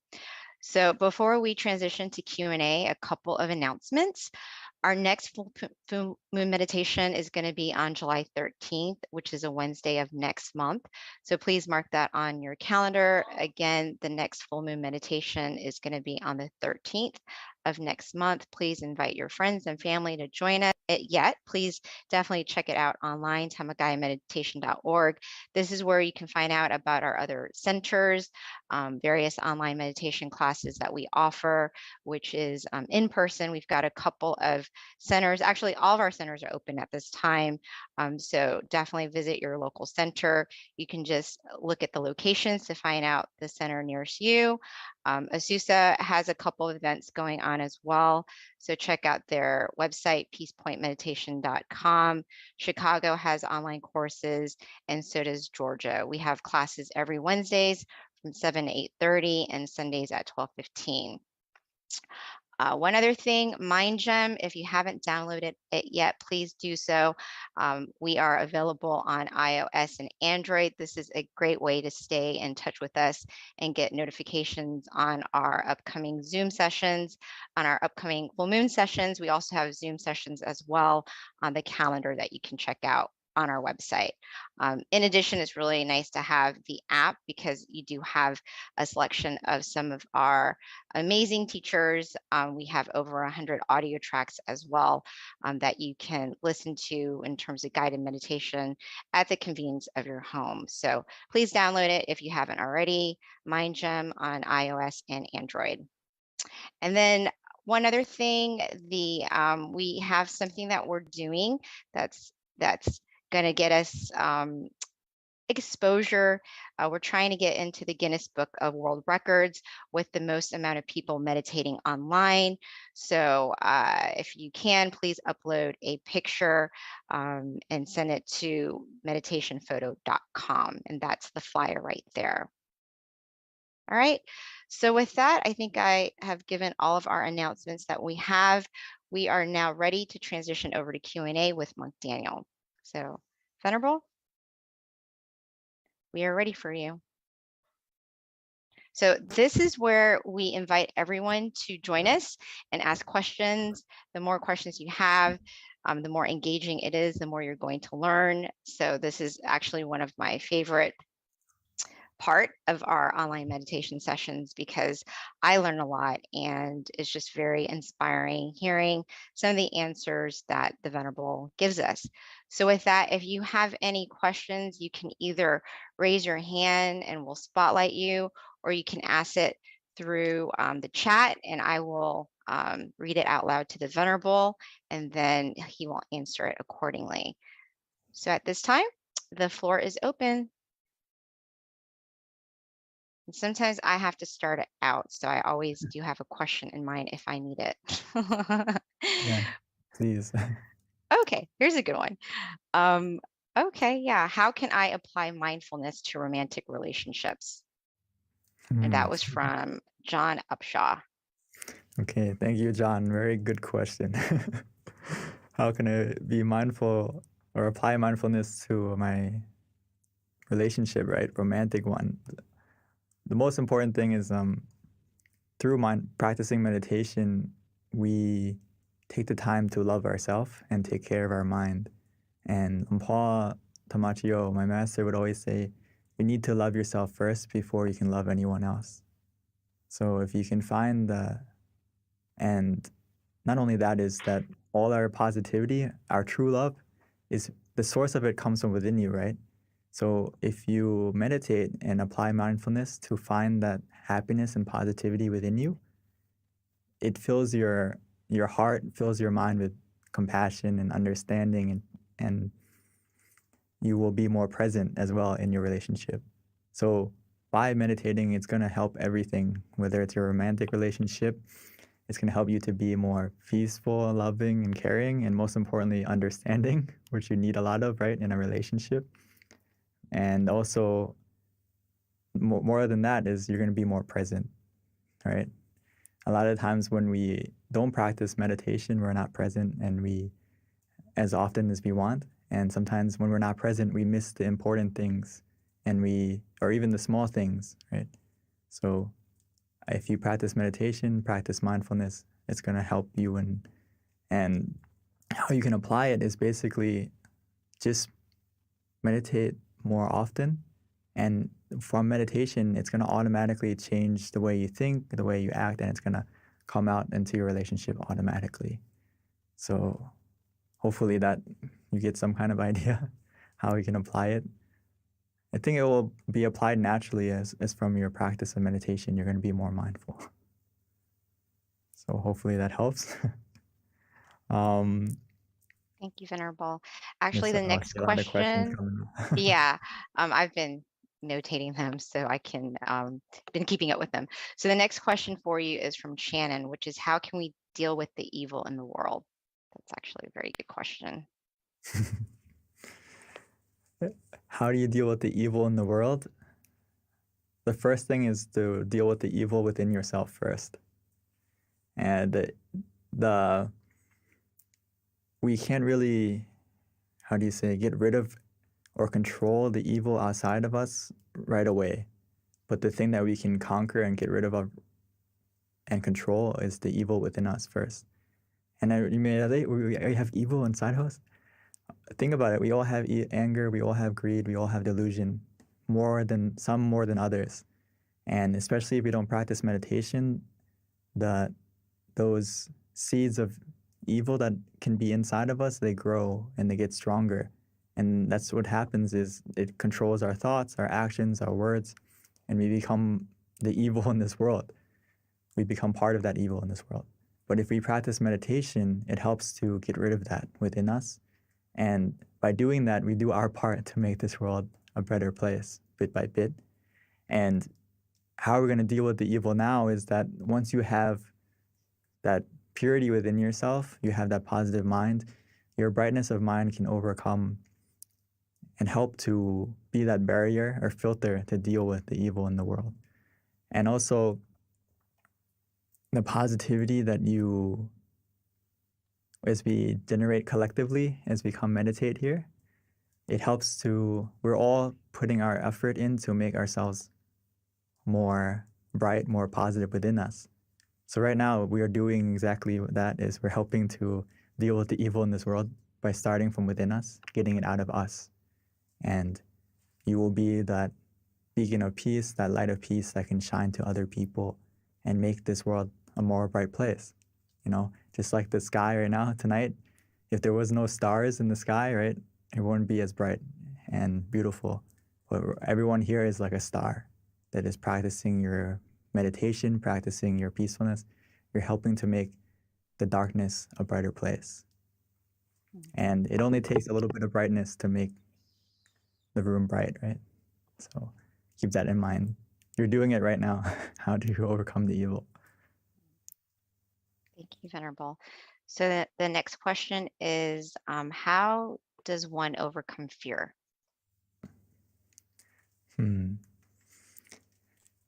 Fear, my my Paul and also some of my teaching monks, they would always say that if your mind is in the right place, there's nothing to fear.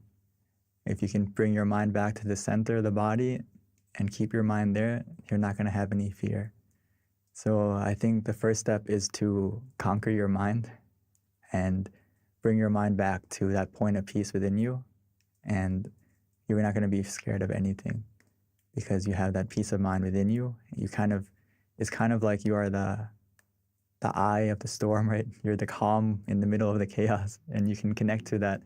And if you continue to meditate, you can be able to harness that calm, and you can harness that peacefulness, because I like the quote I saw before that inner peace isn't about having everything to be, peaceful and calm, but it is being able to remain peaceful and calm in any situation.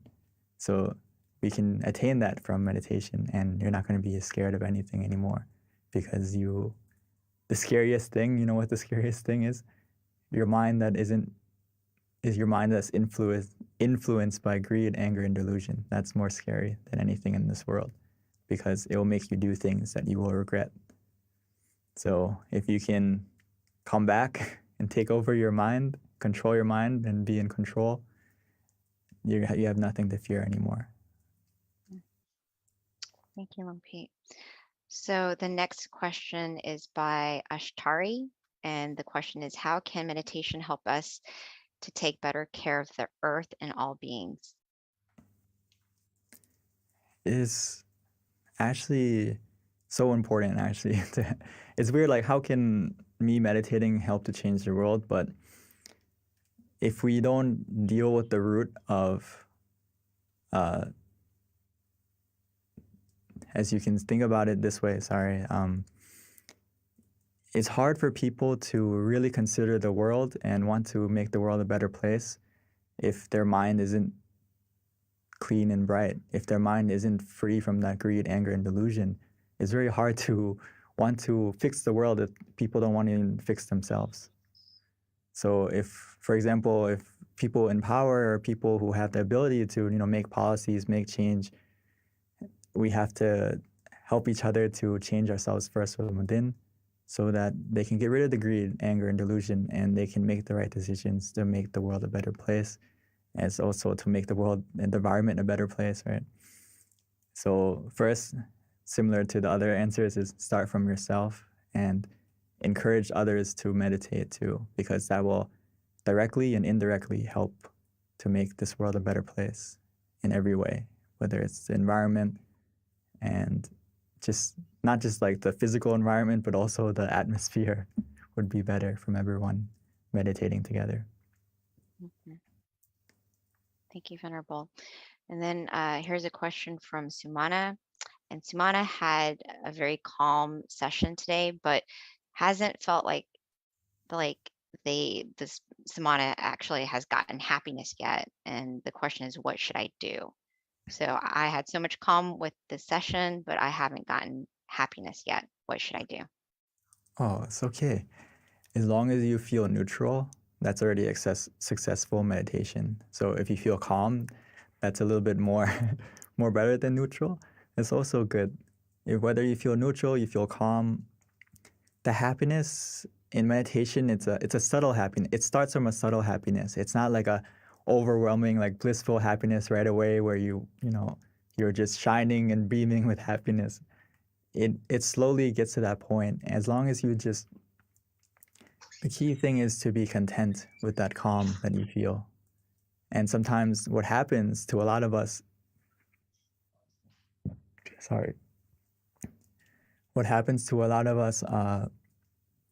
when we feel calm and we feel neutral, sometimes we have an expectation, or our mind isn't in the present, to put it simply.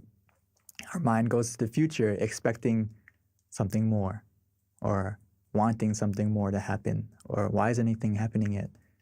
So if you feel that way, we have to come back to the present and just be content with that feeling of calm. And if you can stay content, that calm is going to slowly bring the happiness. It's going to come automatically. So you don't need to go searching for the happiness. When is it going to come? it will come as long as you stay content. And just ask yourself, are you truly in the present, or are you thinking of, why am I not there yet? Where is the happiness? If you're thinking that way, that means your mind is in the present. So you just have to come back, and to help you to stay content, or to help you get off those thoughts, you can use the mantra, or you can visualize to keep your mind present. And the calm will change to the happiness slowly. Actually, you'll be quickly if you can stay content truly. If the key is about being content with what you have and not worried about what's missing. So sometimes we fall into that trap where we're like, hey, I am calm, but I kind of wish, like deep down inside, that it was more calm than this.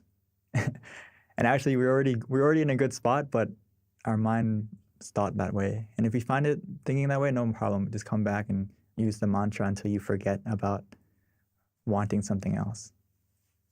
Or use visualization to bring your mind back. Hopefully that helps.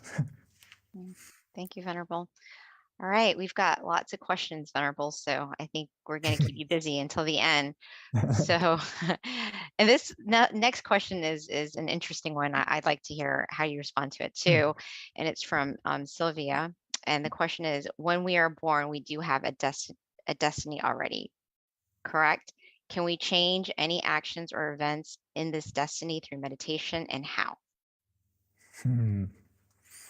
This is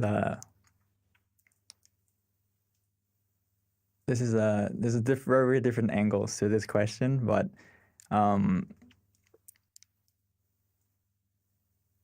we can change. There are certain things that we have a destiny to have happen because of the things we've done in the past that we can remember or not. And in the sense of Buddhism, if you talk about past lives, that has impact on our life now. But if you just think about this life, we have control of our destiny in the sense of we can't undo the things that we did in the past, but we can make the future, we can decide the steps we're going to take now by the present.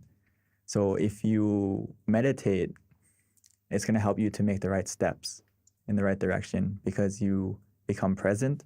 And when you meditate and make your mind clear and bright, it's obviously going to help you to make the right steps. You're going to know for yourself what's the right thing to do from the clarity of your mind.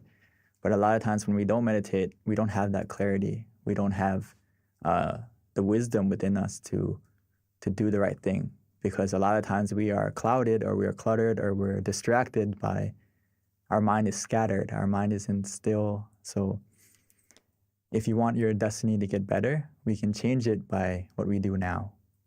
And the first thing to do is to make sure that your mind is clear and bright. So that can help you to make the decision now, to make yourself better, or to do the right decision now. And that's why Paul would always say, if you make your mind clear and bright from what you do now. And yeah, hopefully, I think that's basically the main sense of it. I don't want to go into too much super detail, but I think you can control your destiny, and I know you can control your destiny and change it from what you do now, from your purity of mind. Thank you, LP. That's always, I can see how that can be a complicated answer, but I really like your input on that. Okay, we've got plenty of questions. So are you ready for the next one, Venerable? Yeah. Okay. All right. So the next question is, we've got a person who's planning on becoming a monk. So the question is, I'm planning to become a monk. Do monks have evil in them too? When you are a monk and hopefully you have no evil in you, then how do you deal with the evil in the world? Can meditation stop this evil? I think I kind of talked about it a second ago, is that do we have evil inside of us? I would say everyone has evil inside of us. And it's a thing that's kind of like it's buried in our mind. It's imprinted in our mind, and that's why we have to cultivate our mind and look after our mind by meditation. so we can get rid of that evil and eliminate it from your mind, which can only be done through meditation. So I like the quote from Lompa Tata. He said that being a monk or being this robe doesn't make you holy. Your actions make you holy. So, and also Lompa would say that only through meditation can you purify your mind. And it's a good thing, and I rejoice in your decision to become a monk, even for a short time or a long time or however long you are, because you have more time to meditate. You have more time to cultivate your mind, to get rid of the evil in your mind and eliminate it, which it's a ongoing, ongoing battle that you have to deal with. Just like everyone in this world, we have to maintain our mind and look after our mind as deeply as we can. And as we meditate more deeply, it's gonna bit by bit uproot that evil from within you until it's gone. But as long as we haven't reached the full state of, enlightenment, as we say in Buddhism, it's always there. But we can always keep it at bay by meditating. And eventually it will go away and it won't be in control of you anymore. So yes, by meditating, you fight the evil within yourself and also help to fight the evil in this world. And there's no way you can fight the evil in this world if you haven't conquered it within yourself first. So I think you're making the right steps to become a monk so you can help in this battle, not only for yourself, but also for everyone in the world. And you can, once you get it, you can share the knowledge to meditate, so you can, that what we're doing right now, everyone here is helping to fight that evil. Yeah. Venerable, that is like so powerful when, you put it that way, in terms of we have to conquer ourselves first in terms of the evil. And then, that's how we can help the world. And that's why it's like, it just makes, when I've had my teachers in the past mention that we are born to meditate, and it's a little extreme, but when you start meditating more and more, you understand why that's the case and how powerful meditation can be, and how if we really want to help the world, truly, it's through like peace of mind, because that's where all the problems are, is within human mind. And that's why, we've been doing this every month, because we're trying to like get that and spread that inner brightness to everyone. So, this is only a natural plug on July 14th to definitely try to invite friends and family to learn about meditation or be more committed, because, if we really care about the world and humanity, this is how we do it. I think it connects to Kunyai, our great master Anand. She would say that you have to look at yourself, whether you have enough positive energy, or in Thai we say bun, right?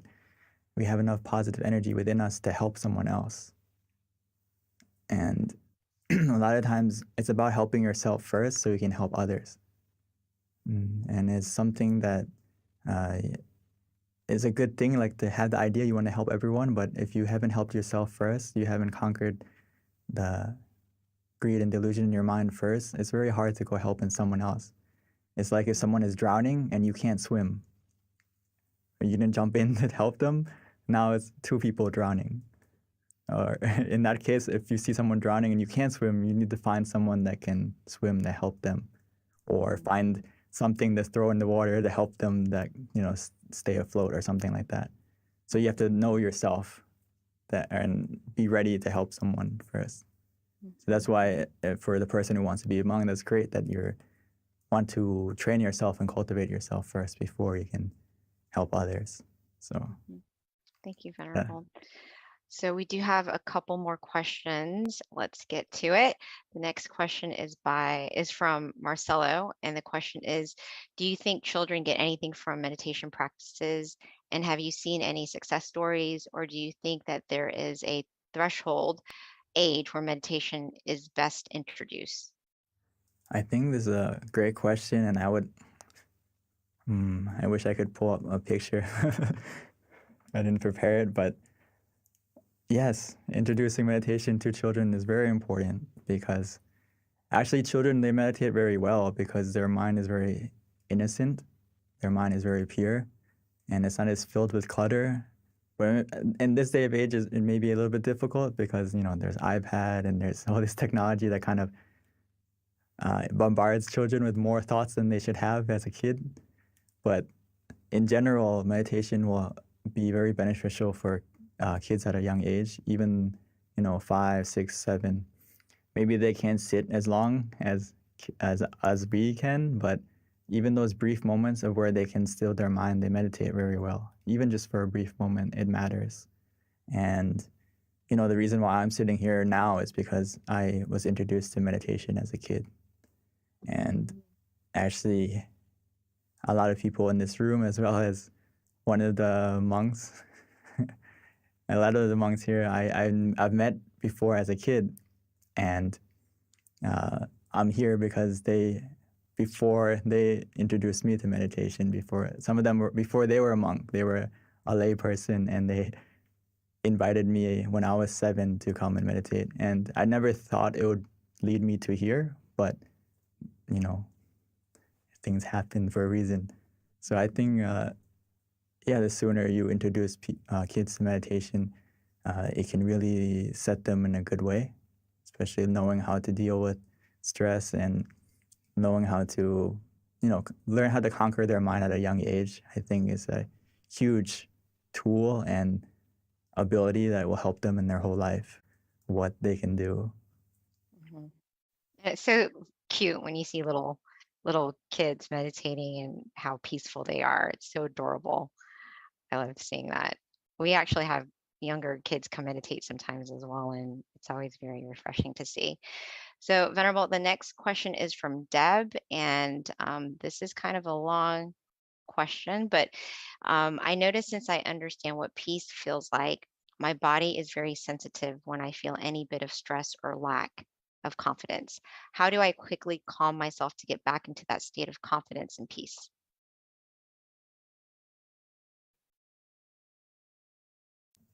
I think it's just, it's usually a side effect of when we start practicing meditation more and more that now that we're more present, we're kind of more aware of how we feel, more in tune with how we feel than before. So sometimes it can be like that where you're more aware that, okay, now I feel uncomfortable, now I feel stressed out, but you can use it as a benefit that, okay, now that you feel that way, you need to kind of, you know that you need to reconnect and recharge to where you feel comfortable again. So throughout the day or throughout the activity, if you start to feel stress, you start to feel that lack of confidence, you're just more aware of it than before. Before you just let it happen, and now you're aware that it's happening. So now you can put the effort in to make it change by connecting to the center again, or just taking a deep breath and using the mantra again to calm yourself down, to recenter yourself. So it's a good thing that you're more aware of how you're feeling, and now just apply the meditation into it. When you feel that way, you feel off balance. Just like in meditation, when we say that you don't feel comfortable, you don't feel relaxed anymore, we tell you to open your eyes or to readjust. In your life, we can do it the opposite. If you feel uncomfortable, you feel lack of confidence, you feel stressed, you can reset by coming back to the present, taking a deep breath, or closing your eyes if you can, and just try to meditate for a brief moment, just to center yourself, and you'll find that confidence and that stress the confidence coming back and the stress going away. Mm-hmm. Thank you, Venerable. So, Venerable, it is 10:30, and we do have a couple of questions left. So I think what we can do is just save them for next time, other than maybe we can take one more. And if we don't get to your question today, I promise we will ask that question next full moon meditation. Especially, there's a really good question from Margaret that I think would be really nice to have answered as well. But the one that came before, this is one that they were looking forward to hearing your answer on this. So the question is, may I please ask, how do we deal with anger? I think it kind of connects to the other question about, when you realize that you're stressed or your lack of confidence. As you meditate more, you're more aware of when you feel angry.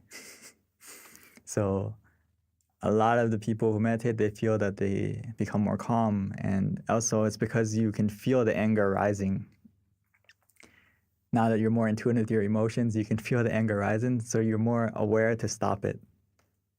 You're more aware, okay, I feel it coming. Wait, let me take a deep breath and let it go. So if you practice meditation, and it's going to help to reduce the anger automatically and help you to let go easier. So I think it goes hand in hand with practicing meditation, that it will automatically, you'll be able to realize yourself that you're angry. And then now that you're angry, we need to kind of change the focus, because your mind can only focus on one thing at a time. And if you focus on the thing that's making you angry, it's only going to get more angry. You're only going to get more angry. But if you change your focus to like the mantra, or you change the focus to visualizing Lumbu, Lumpal, or the crystal ball, the sphere, whatever you want to do, just to take your mind off of the anger. So the quicker you realize you're angry, the quicker you can react and change the focus. And when you focus on something that makes you peaceful and relaxed, you're going to feel the anger subsiding. Okay, thank you, Venerable. So Venerable, let's just go ahead and answer this one last question so it doesn't have to linger until next month. It's from Margaret, and the question is, first of all, she wanted to thank you for offering the session, but she is autistic and can easily become overwhelmed by sensory inputs when out and about in the world, and she wants to know if there are techniques that she can use in those situations to reduce the overload to her body.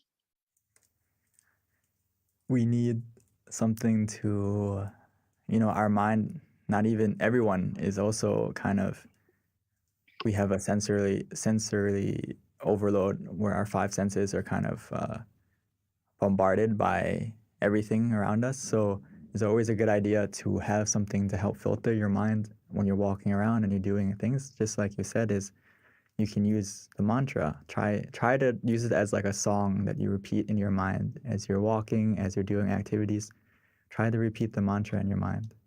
Samarang, samarang, samarang. In the beginning, it's kind of like you have to be mindful to say it, but as you do it more often, it's going to be like a automatic song that plays in your mind on repeat. And it's kind of like when you focus on breathing, when you focus to breathe, you have to think to do it. But and normally you can also turn it off and you don't have to think to breathe, right? Right now, I don't think anyone's consciously thinking to breathe. It's the same thing with if you practice using the mantra outside or visualizing outside as well. So whatever is easier for you, you can try to use the mantra much longer. All right, So thank you, hopefully that helped. Venerable. And just to wrap things up, we do have a picture from our Venerable who's actually running the slides of him Yeah, I think he found it. having kids meditate that, we want to share to you. But correction on the full moon meditation for next month, it is the 13th, which is on a Wednesday.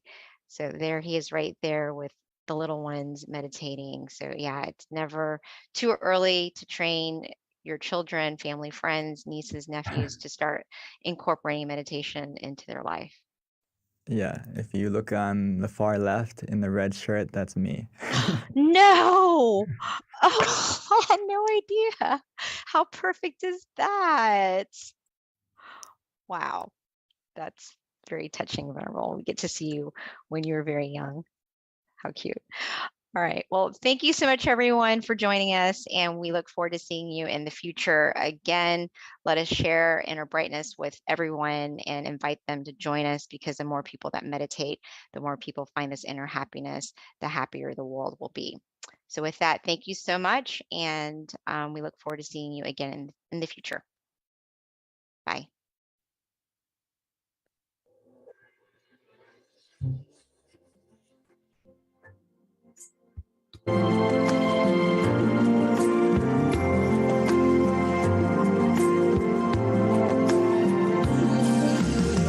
Let's come together to all and do whatever to God says it's time for everyone to join hand in hand. At last, now the world's beyond healing. It's time to change the world. As the one who knew in the past,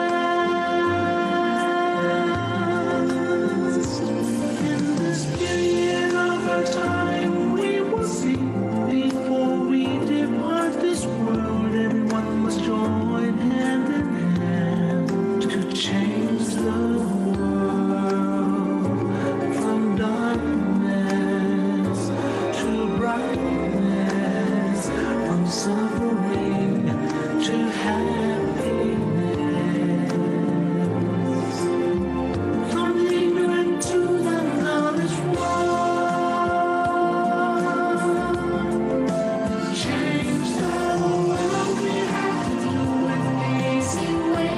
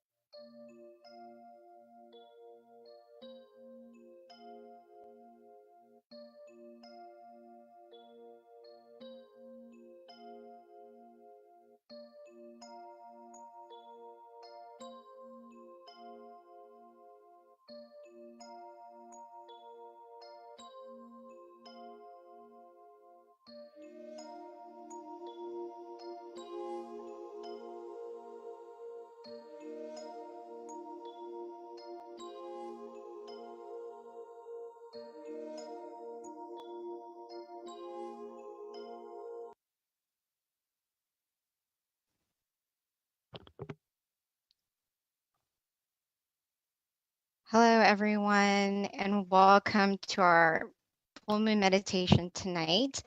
We have a great lineup for you. Our theme is brighten the mind, brighten the world. And with that, I wanted to share a quote because that's normally how we start our full moon meditations. So for those of you who don't know, I normally read out of Paipo, and Paipo stands for peace and peace out. And these are quotes from our abbot, Longpa Tamai Chayo. They're very profound, every single meditation practice. So I picked a quote that I felt that would be appropriate for our theme, which is brighten the mind, brighten the world. And it's called Happy Sun. So the internal sun will arise when our mind is at a standstill. It will be like a bright object shining day and night. The ordinary sun shines half a day, then fades away. But when we attain the internal sun, our life will never be in darkness. Whatever incident we face, though we cannot change it as we wish, we can overcome it as we connect with the happy sun inside. So that is a little inspiration with regards to starting our meditation tonight. So with that, just wanted to introduce our teaching monk. This is going to be Monk Jackie's turn. A little bit about Monk Jackie is he has been a Buddhist monk since 2014. He ordained in Thailand, and with that, he learned the value of meditation, and he became very passionate about meditation. One of the reasons why he decided to stay in robes. So now he's able to study his meditation practice in even more depth, in addition to sharing it with those of us around the world. So with that, I would like to introduce Venerable Jackie.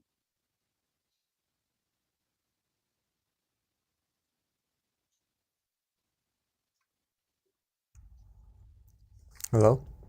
Hi, Venerable. Good evening, everyone. And good morning to all of us as well. Since we are all here from all over the world, hopefully everyone is healthy, happy in both their body and their mind, right? Staying well amidst what's been going on around the world. Okay? It's very nice for us all to take this chance, take this good opportunity to come together, to meditate, to pure our mind, to find true happiness, right? To find that inner sun that PB just talked about from our Longpa's quote, our Longpa's teaching, or in other words, our master's teaching. Right? This inner sun, this inner brightness that shines all the time, I would really much like for everyone to experience this. It is something phenomenal. Even though they're covered. Because I'm sure it's all covering a smile. As now Venerable Jackie is already here. We'll get more time to talk after. So let's see what is going on. All right. Yes. So, in order to see the sun, what we have to do is simply be happy, be relaxed. Right? As we continue our meditation, our journey, we'll soon find that there are more things inside of ourselves, inside of our mind, than just true happiness. What Longpa Tamashiyo has just talked about just now in his teaching about the inner sun, and more also to come. That's for us to witness for ourselves, right? If I say that there's that sun inside of all of us, some may have already experienced it and know what it is like, and some may have some feelings of that sun inside, feeling good about it, but still has some thoughts of what that sun actually is, right? We'll be able to find out by coming here together, okay? All right, just a little bit of sharing before we start our meditation, if that's all right with everyone. Okay.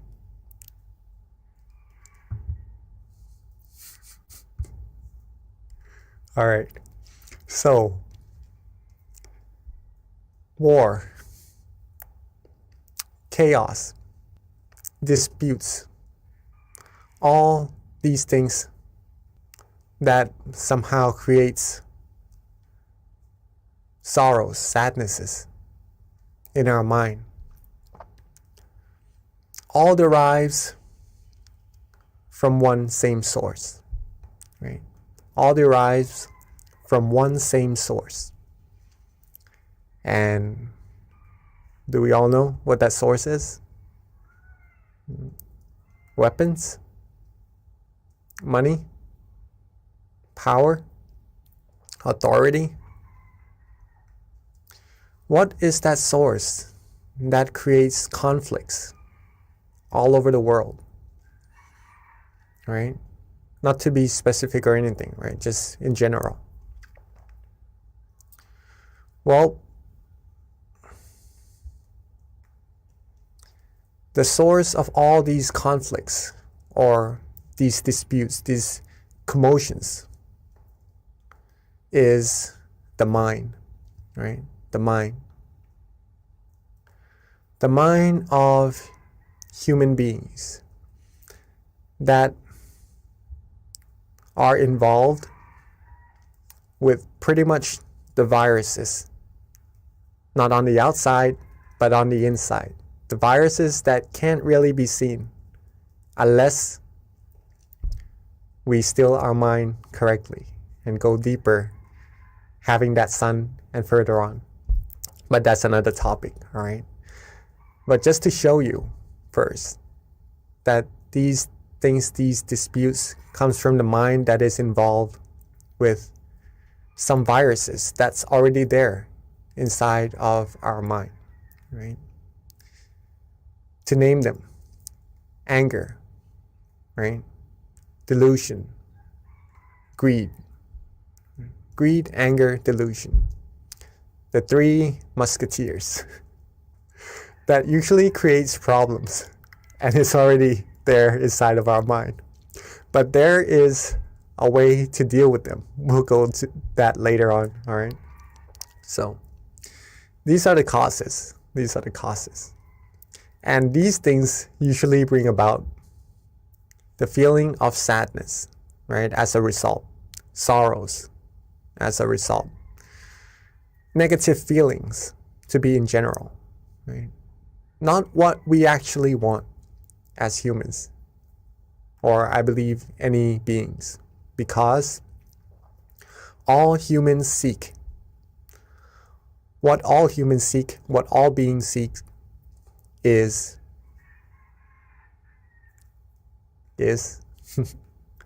I'm sure we all know, we all seek the same thing, right? We all seek happiness. We all seek happiness one way or another. We try to find things that makes us happy, right? Things that we know we like, we try to get it. We try to have it for ourselves so that we could feel better. Surround us by people who we like, who we love. Do things that we like, that we enjoy, just to get that feeling of happiness inside of us. Find good food. Find food just to replenish our body, our mind, just to be healthy, just to be able to have the energy to go about doing our things, to feel good, to be happy again. Everything revolves around seeking this happiness, okay? One form or another. Where can happiness actually be sought? Some may find it on the outside, but actually it derives from the exact same place that causes all the conflicts and commotions earlier as well. Happiness comes from our mind, right? Comes from our mind. And that's what we need to take into acknowledgement, into account, that either happiness or sadnesses doesn't really depend on the outside factors. It does play some part, yes, but mainly, it comes from our mind. And whether or not we choose to be happy or we choose to be otherwise, it is completely up to us to choose. Okay, it's completely up to us to choose. A cup half full or half empty. Choose where to look from it. Choose where to be. Okay.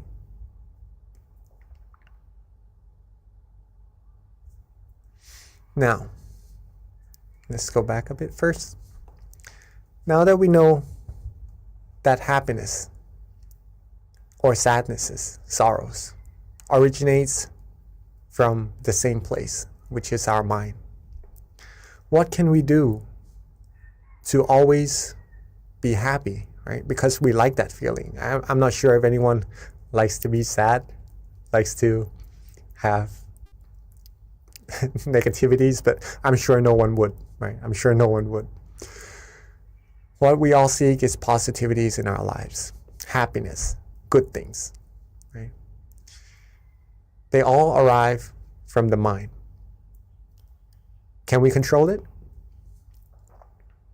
Can we control these feelings? Yes, we can. Yes, we can. If we train our mind well, it needs training, right? A mind that is untrained would be more likely to be affected by the outside factors.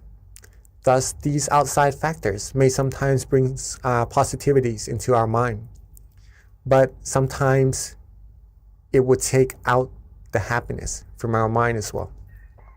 Okay, so training the mind, training this source of happiness within us to always have that feeling of happiness is very, very important.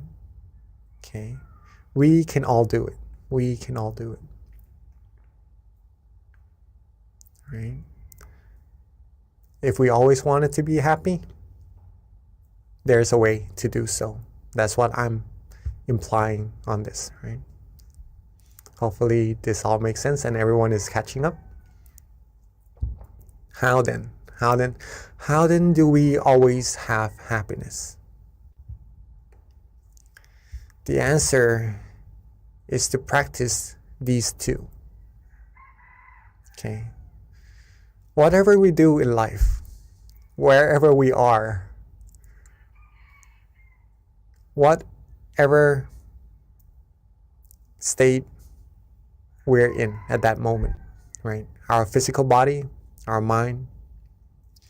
If we have these two things together, awareness and relaxation, we will instantly find happiness. Awareness and relaxation. If we have awareness right now, and also if you take a look in the middle of the word awareness and relaxation, I don't know if you could all see, but there is a plus sign, right? So that means that if we are aware and we have relaxation, we simply put our awareness with that relaxation. Have them two go together, hand in hand. And that's when we will receive happiness. An unlimited amount of happiness. Infinite amount of happiness. The happiness that you could always access at any time, anywhere. Whether you're here on Earth or maybe you have the chance to go out in space, if you have these two things together, awareness and relaxation in your mind, in your body and your mind, right? You see? Relaxation in your body and your mind, you will find happiness. Always. Always. No matter if we are healthy or if we maybe in times of sicknesses, right? We always have that point in our mind to be happy, for sure, 100% all the time, right? This is why training the mind or meditation would give us the opportunity or the knowledge or the skills to take us through that source, to that source which is the source of true happiness. Okay, just to keep that in mind, that what we're doing may be simple, just relaxing and having awareness. But the more we practice, the more we'll see how profound it actually is. Okay. This is a teaching from our abbot, our master, Long Po Thamashiyo. When the body is relaxed and the mind is relaxed, it will be very easy. This it means meditation, or finding true happiness, or stilling our mind. It will be very, very easy if you are able to relax your body and relax your mind. That's it. Okay? As simple as that.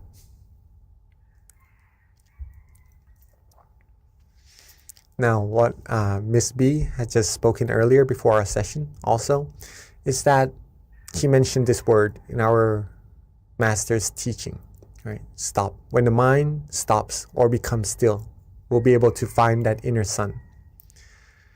The mind will be able to stop when we have awareness and relaxation together. When we have that feeling of comfort inside of us, and our awareness is with that feeling, and we just rest and we just relax and just enjoy that feeling, at that point, our mind would have already come to a point of standstill. It is at a point where it has already stopped. Okay. But the stoppage of the mind has different levels also. So stopping the mind doesn't mean forcing it, right? If you feel good, if you feel relaxed in your meditation, then that's when your mind is already still. And there's nothing else that we need to actually do, right? Just keep it rested, keep it still, and it will take you deeper into your journey inside automatically.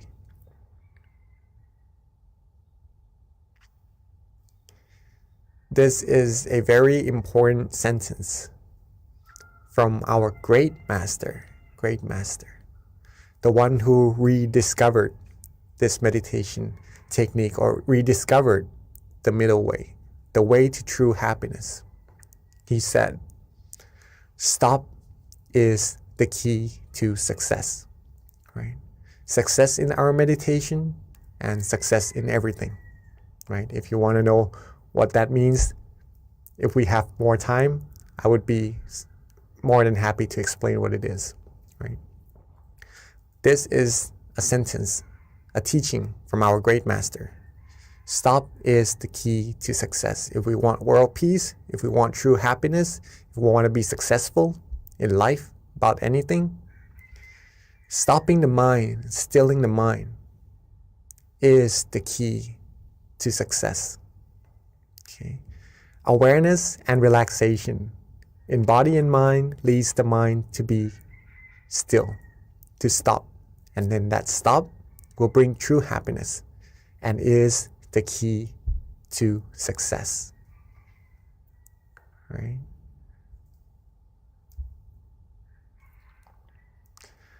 When we train our mind and we're able to reach that source of happiness more and more, we'll be able to control ourselves, to control our mind, whether to feel good or otherwise. Right? We'll be able to be more in control of what we can, right? Because we can't really control the factors on the outside of what's going to happen. Even our own body, we can't really control it to age or not, to be sick or not, right? We just have to be as caretaking of it as possible, okay? But to be able to control it, whether or not to age or to whatever happens, sometimes it is beyond our control. What we can train, what we can control though, is our mind. And since we all want to be happy, being aware and relaxed together will lead us to this true source of happiness. The more we practice, the more happiness we will receive as well. not just one level of happiness. It goes deeper and deeper, and you receive more and more. Until, like the cup half full, half empty, right? We'll be able to fill the cup all the way up to the top, the happiness all the way up to the top, and it will overflow outside until we would feel the true happiness inside flowing out of our mind, wanting to share it with everyone around us, just wanting people to be happy as well, feeling good for other people around us, feeling care, feeling compassion automatically, just from being happy ourselves, right? What we have, we can share. What we do not have, it is hard to share. So if we want to have other people around us happy, have the world be a world of peace, it is very important to keep ourselves happy, or to make ourselves happy. Then we can make others happy as well, help others be happy as well. Like the sun, having so much brightness in it that it shares its golden lights with everyone on earth. Right? Like the moon that shines, especially this full moon meditation, right? Shines, illuminating the darkness in the sky and sharing its wonderful, brilliant light with everyone on earth as well. We will be able to be like this sun, like this source of light for everyone on earth, right? And together, it's not a one-man job, right? If we can all find that sun, that happiness, that brightness inside of our mind, overflow ourselves with happiness, the more we can do, the more people who comes together and are able to find this true happiness. This is a way that we can attain true world peace, right? True world peace. World peace through inner peace. World peace, there's a teaching from my master that I just listened to yesterday, actually, a voice file. He says that, okay, we have a little bit more time. Not a lot more time, sorry. But world peace cannot be attained with fights, with wars, with disputes, right, around the world. The true war is not actually outside, it's actually within us, right? Whether we are happy or not, with that viruses inside of the mind, whether we clear it out or not, the true war is actually inside. If we can win the war inside, we'll always be happy. And if everyone can win that war inside, that's when true world peace will happen, okay? So it's amazing to get to see everyone here come together to practice meditation so we can brighten our mind and brighten the world as well. Hopefully that all makes sense to all of us, and that we all know how important we are to having world peace. And if we are able to do so, once we have our inner peace inside, share it with as many people as we can, our loved ones, so that this world peace can happen as quickly, as soon as possible. Okay. So I guess that's a good amount of talking for today's session.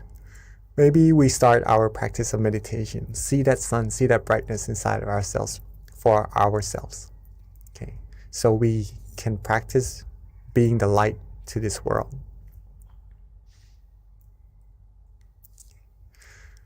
So again, awareness and relaxation, right? Very important. So get yourselves comfortable first. In your chair, on the floor, on a cushion, anywhere you're sitting. Be as comfortable as you like. That's very important in meditation. Maybe drink some water, adjust your body. Freshen up a little bit first. Take our time.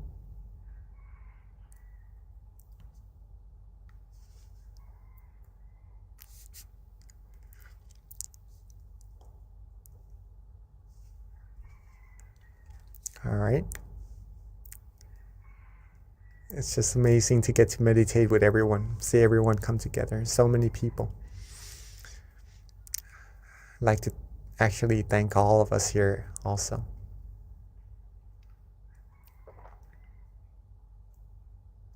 All right, so when we are ready, let's softly and gently close our eyes.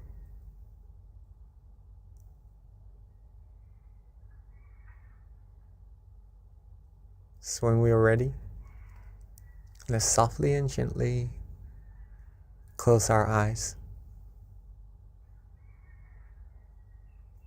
Rest our face, rest our forehead, our ears, our cheeks.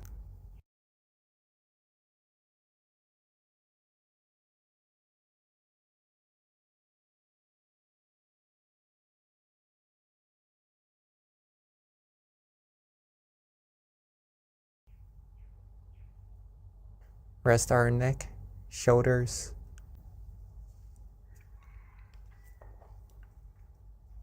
Take our time. There's no need to rush at all. It is simply the time for us to rest and relax. And that's all that it is. Just resting and relaxing, along with being aware.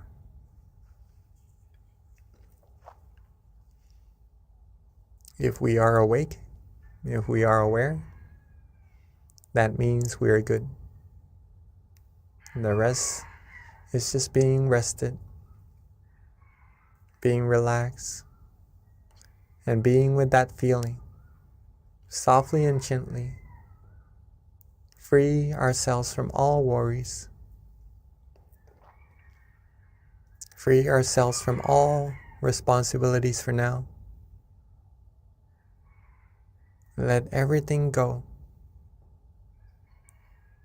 When we are able to let things go, our mind will become light, free from burden, free from weights, and will be free, and we'll be able to rest completely. So let go. Let go of all worries.